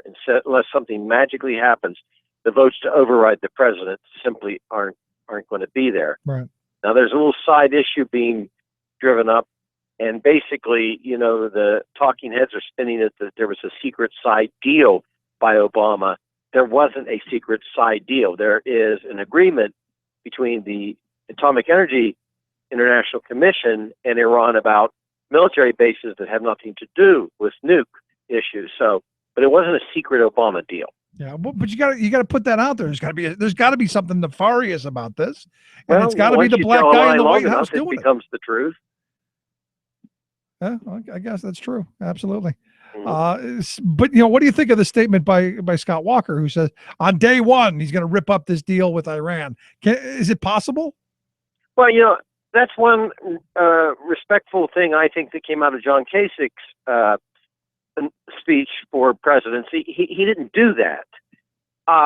Who's kidding who? Scott Walker, he might as well just throw Cuba in there. He's going to reverse Cuba. He won't be able to do that. And, the candidates that beat their fist down, day one, I will undo Obamacare. Day one, I'll undo Iran. It's either going to be undone now, which it isn't. And if it's not, then we really have to monitor. We have to. Do you really want a commander-in-chief that tries to undo something he can't and neglects monitoring of this deal? Yeah. So, they're full of it when they do that. And how much of it, we heard a lot of this during the Bush election years. That, we can't talk bad because we'll embolden our enemies. I can't tell you how many times I heard that. We can't talk about this because, the terrorists will win. Aren't the terrorists winning when you've got a Republican Party saying we basically want war with them? Well, and that's an interesting comment because it ties into something, Senator Corker is angry about in the Senate. And he's angry about the fact that the president said, if you don't go along with this, the alternative is war. And they're angry at that statement. However, you have Senator Tom Cotton of Arkansas, a Republican, who has publicly said, we'll just level it like a parking lot. Now, okay, he doesn't like this agreement. Senator Cotton, he had that famous letter everybody signed, and they started to backtrack. So here's the author of that letter saying we'll level Iran like a parking lot. Yeah, if you remember That's war. If you remember the singing stylings, the vocal stylings of John McCain singing "Bomb, Bomb, Bomb, Bomb Iran," it seems to be the party and here's mantra. the thing about Iran is this: I'm not saying that I trust the Iranian government. I'm not saying we should. We need to verify things. Yes. But the fact remains, Iran is not Iraq, and if anybody thinks they can have an easy war with Iran, hang on for the next 20 years. Right. And that's the important part that has to be hammered out there, because I can't tell you over the years how many military people I've talked to because the War College is right in my backyard, who say, if you think Iraq was fun, just wait for Iran. I lived in Iran. They have equipment from the Shah's time. They have a fierce army. They have young people. I mean, there's a lot of young people over there that want freedom that they don't have. But I'm telling you, if we attack them, they will all unite, and that will be a 20-year conflict. Yeah, and forget about fixing roads and bridges, and forget about education or infrastructure or any of that stuff. We'll be pouring it into making small rocks even smaller. The last thing I wanted to ask you about, I look at this thing down in Texas, this horrible tragedy, and there's a bunch of ways of looking at this. This idiotic stop of this Sandra Bland, which I got to tell you, as I watched the video, this cop really, no training in my view whatsoever, escalated that situation out of control. Just my thought on it. I'm curious what you thought when you watched the video. Well, I have watched that video no less and listened to it no less than 9 times, literally, and I've read the transcript. And I some things I try to not be knee jerk, and I try to think it all through. He escalated that from the minute he cruised behind her as fast as he could, and naturally she moved to get out of his way, thinking he wanted her to move, and he pulls her over for not putting on a blinker, and he escalated the entire thing, even turning and going, are you agitated? Are you nervous? And then the cigarette thing, put out the cigarette, everything. He did everything. He might as well have just, hit her over the head with the club in the car when he stopped her. Yeah, I mean, I look at that and all of that stuff, because I've been pulled over before, and if a cop would have said, "Are you agitated?" I go, "Damn right, I'm agitated. Right? You ruined my day." Sure. And that's where I think I've been saying, had there been maybe 2 officers in the car, maybe, because we've gone to this one cop in a car thing for too long, in my view. I think you put an old cop with a young cop, and you make sure that they're balanced out, so that you don't have this "I'm in charge, you do what I say" and marching people around kind of nonsense. Well, there's 2 things. There has to be training, but at least in my humble opinion, he has to pay a price, not a slap on the wrist. He has to pay a price. I mean, somebody has to know when you do this type of thing to somebody completely uncalled for, and that should have been a traffic ticket handed to her through the window and on her way, if anything. Yeah, I see. But here again, what this has made me do is made me reevaluate my driving, because sometimes don't use the turn signal. I use it to communicate to other people when I'm going to turn, when it's important. But if I'm just moving over a lane, I didn't see any reason to pull her over for not using a turn signal, because there wasn't anything. There was nothing there. It made me think today, because I had an experience, I think I've shared this with you, a couple of years ago in Newark, Ohio, where I literally feared for no reason, because I went the wrong side of a cone that they had there. It looked to me like I was supposed to go a certain way, and a red-faced policeman running across the intersection, I literally feared, and I just sat there. And I thought today, if I'm pulled over, I don't know, if they tell me to, get out and lick the ground, I guess I'm going to have to do it. That's what America's come down to. So how do we change this? I mean, I've been saying for years, we've been giving a little too much of our privacy, too much of our liberty and freedom away to these institutions. How do we pull some of that back? I think there's several issues. One, somebody has to take a real honest to goodness look at militarization of the police, and what we have done, because, we don't have a war anymore. So the equipment's going, for almost National Guard equipment to local police. And there's some good police. We all know that, but training, adequate training, body cams. But the other thing is, when somebody has egregious offense like this, they have to pay a price. Yep. I'm talking about incarceration or something. They have to pay a price. And I think a human being has died, whether she hung herself or was killed, has died for no reason. The other part never of this, should have happened. The other part of this, Bob, is she's in jail for 3 days a turn signal. And I know. you know, what happened to your right to reasonable bail? What happened to? Did I miss something? I mean, it blows my mind that you would sit in jail for 3 days over this. Oh, it's the whole thing is ridiculous. And then they were supposed to.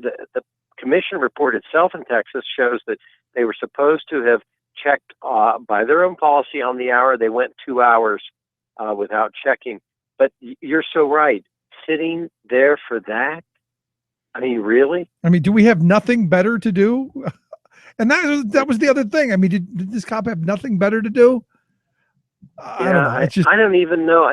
I mean, I hate to even say racial, and I'll just tell you why. It might have been racial. I'm just saying this is happening to people everywhere. Yes. That's not just, this has gone on. I mean, the cop in Newark with me, the policeman there, if you would have seen that day, I actually had a friend that I had on the cell phone. I said, please stay on this phone and listen. I feared. Yeah. No, I mean, and I've been around law enforcement all my life. Wow. And you couldn't even say, I'm former Congressman Bob Ney, leave me alone? I didn't say anything. I said, I'm sorry. That's all I kept saying. Wow. And he was relentless. Then I was going to report him, and I didn't because I had a daughter in town, and I didn't want her pulled over for no reason. Jeez. And that's the problem. When we start fearing, and I didn't report it. When we start fearing these institutions that are supposed to be what's protecting us, you kind of got to start pulling back. And that old saying, I can keep you safe, but who's going to keep you safe from me? It seems what's playing out in front of us.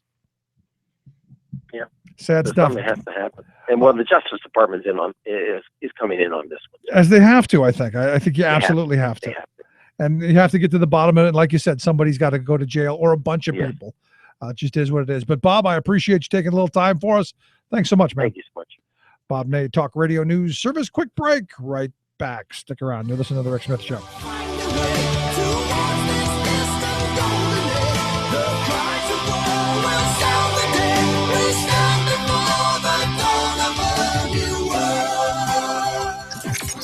Radio of, for, and by we the working people. The Rick Smith Show. Novelist Thomas Wolfe famously wrote, "You can't go home again." But Eric Holder has proven him wrong. Holder, who was President Obama's Attorney General until stepping down earlier this year, recently returned to his old home place, Covington and Burling. Where's that? Well, it's not actually a place, but a powerhouse Washington lobbying and corporate lawyering outfit. It runs interference in Washington for such Wall Street clients as Bank of America, Citigroup, J.P. Morgan Chase, and Wells Fargo. And it's a place where Holder definitely feels at home.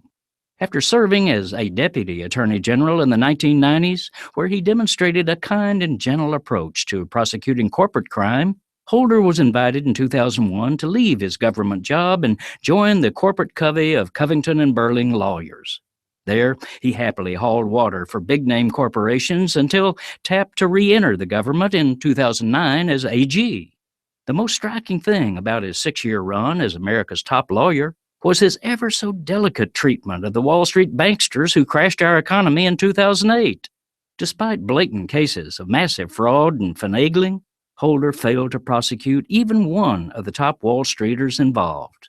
Indeed, he generously deprioritized criminal prosecution of mortgage fraud and even publicly embraced the soft-on-corporate crime notion that Wall Street banks are too big to fail and too big to jail. It's no surprise, then, that Holder is once again spinning through the revolving door of government service to rejoin his corporate family at Covington and Burling. In fact, in his years away, the firm kept a primo corner office empty for him, awaiting his return home. This is Jim Hightower saying, in a way, he never really left. But now, his paycheck for serving corporate interests will be many millions of dollars a year. Happy homecoming, Eric. To get more of Jim Hightower's populist take on what Wall Street and Washington are up to, visit www.hightowerlowdown.org. From New York, this is your World in 2. I'm your host, Luke Vargas, with the Talk Radio News Service. Some potential good news today for the estimated 40 million people suffering from Alzheimer's worldwide. Phase 3 clinical trials of a drug called solanezumab, developed by American pharmaceutical company Eli Lilly, has demonstrated a potential ability to slow cognitive decline by more than 30%. The drug does not reverse the advance of Alzheimer's, but may slow the development of symptoms and could allow for a higher standard of living for a period of years. The imprisonment of jailed Washington Post journalist Jason Rezaian has been brought to the United Nations Human Rights Council in Geneva. Rezaian was arrested 1 year ago today in Iran and is currently in jail on charges of espionage. The Washington Post appealed to the UN Working Group on Arbitrary Detention today, alleging that, quote, no evidence exists to show that he committed any of the crimes for which he is being prosecuted. Rezaian, the paper wrote, has been detained simply because he is a journalist and a dual U.S.-Iranian national, making his detention per se unlawful under working group precedent. In its appeal, the Post also condemned the way Rezaian's trial is being handled, saying Iran severely restricted the rights of his legal counsel and prevented his family or employer from attending any pre-trial or trial proceedings. Many members of Congress have criticized the administration of President Obama for failing to include a call for Rezaian's release in last week's Iranian nuclear deal. For his part, the president cited the dangers of such a strategy, saying it would have been harder for the U.S. to walk away from a bad deal had the release of Americans been tied to an agreement. For more global news headlines, visit talkradionews.com. The animals trap, trap, trap till the cages fall. The cages fall, stay awake in the dark, count mistakes. The light was off. Sanity for a change. The Rick Smith Show. The day is new, and everyone is waiting, waiting on you. And you got time. Welcome back to the Rick Smith Show. So I'm looking at this story from Milwaukee, which kind of cracks me up. I got to be honest. I'm looking at the picture of this little dog. I mean, it looks kind of like a little bit like a pit bull, a little bit like a lab. It's a weird kind of little dog, but you can definitely tell it's a dog. Definitely, it's a dog. Evidently, someone there in Milwaukee, Wisconsin, thought mountain lion. And they shot the dog. Pulled out a gun, shot the dog. Now, I learned something. Evidently, in Wisconsin, they have a breed of mountain lion. But when I looked up the picture, it doesn't look like a dog. After all, a dog looks like a dog. Just like a regular dog. And the last time I checked, it didn't look like a mountain lion. So the police were called. They were given a cell phone video of the animal that they claimed looked lion-ish. It was a lion-ish creature. It's a dog. And in fact, I think, if I'm not mistaken, dogs, cats, I kind of get. Or am I missing something? I don't know. I think you could tell the difference between a dog and a cat. A big giant mountain lion. Especially something that's like 4 or 5 feet, 6 feet long. It has a long bushy tail. This thing, had like no hair on it? No, there was nothing. Short-haired dog. There's a short-haired dog. The poor little dog named Simba got his leg shot off. And you go, really? But you know what? As long as we got guns. What were they drinking? Or what were they doing? Because I need some of that. I don't know. It just kind of makes you wonder. But there you go. Our gun story of the day. Anyway, if you missed any portion of today's program, thericksmithshow.com. That's where you go to get the wonderful, the great, the amazing, the fantastic podcast. And if you wanted to get the program, take it on the go live wherever you are. The Rick Smith Show app on the smartphone. Take the program on the go wherever you go. And as always, you can email me here, rick@thericksmithshow.com. Thanks for being here. Appreciate the time. Love the thoughts. Thanks for the emails. And again, you can email me. Let me know what's going on. If you've got a thought of where we should go on the People's Tour for America, we would love to hear it. But thanks for being here. We will see you back here tomorrow for our Future Friday and much more. Thanks so much. You've been listening to The Rick Smith Show. Together, we can make America better. Email rick@thericksmithshow.com or interact with us anytime at thericksmithshow.com. Until next time, this has been The Rick Smith Show, where working people come to talk. It's color like the tide flood beneath the lunar sway. Imperial, mysterious, in amorous array. Democracy is coming.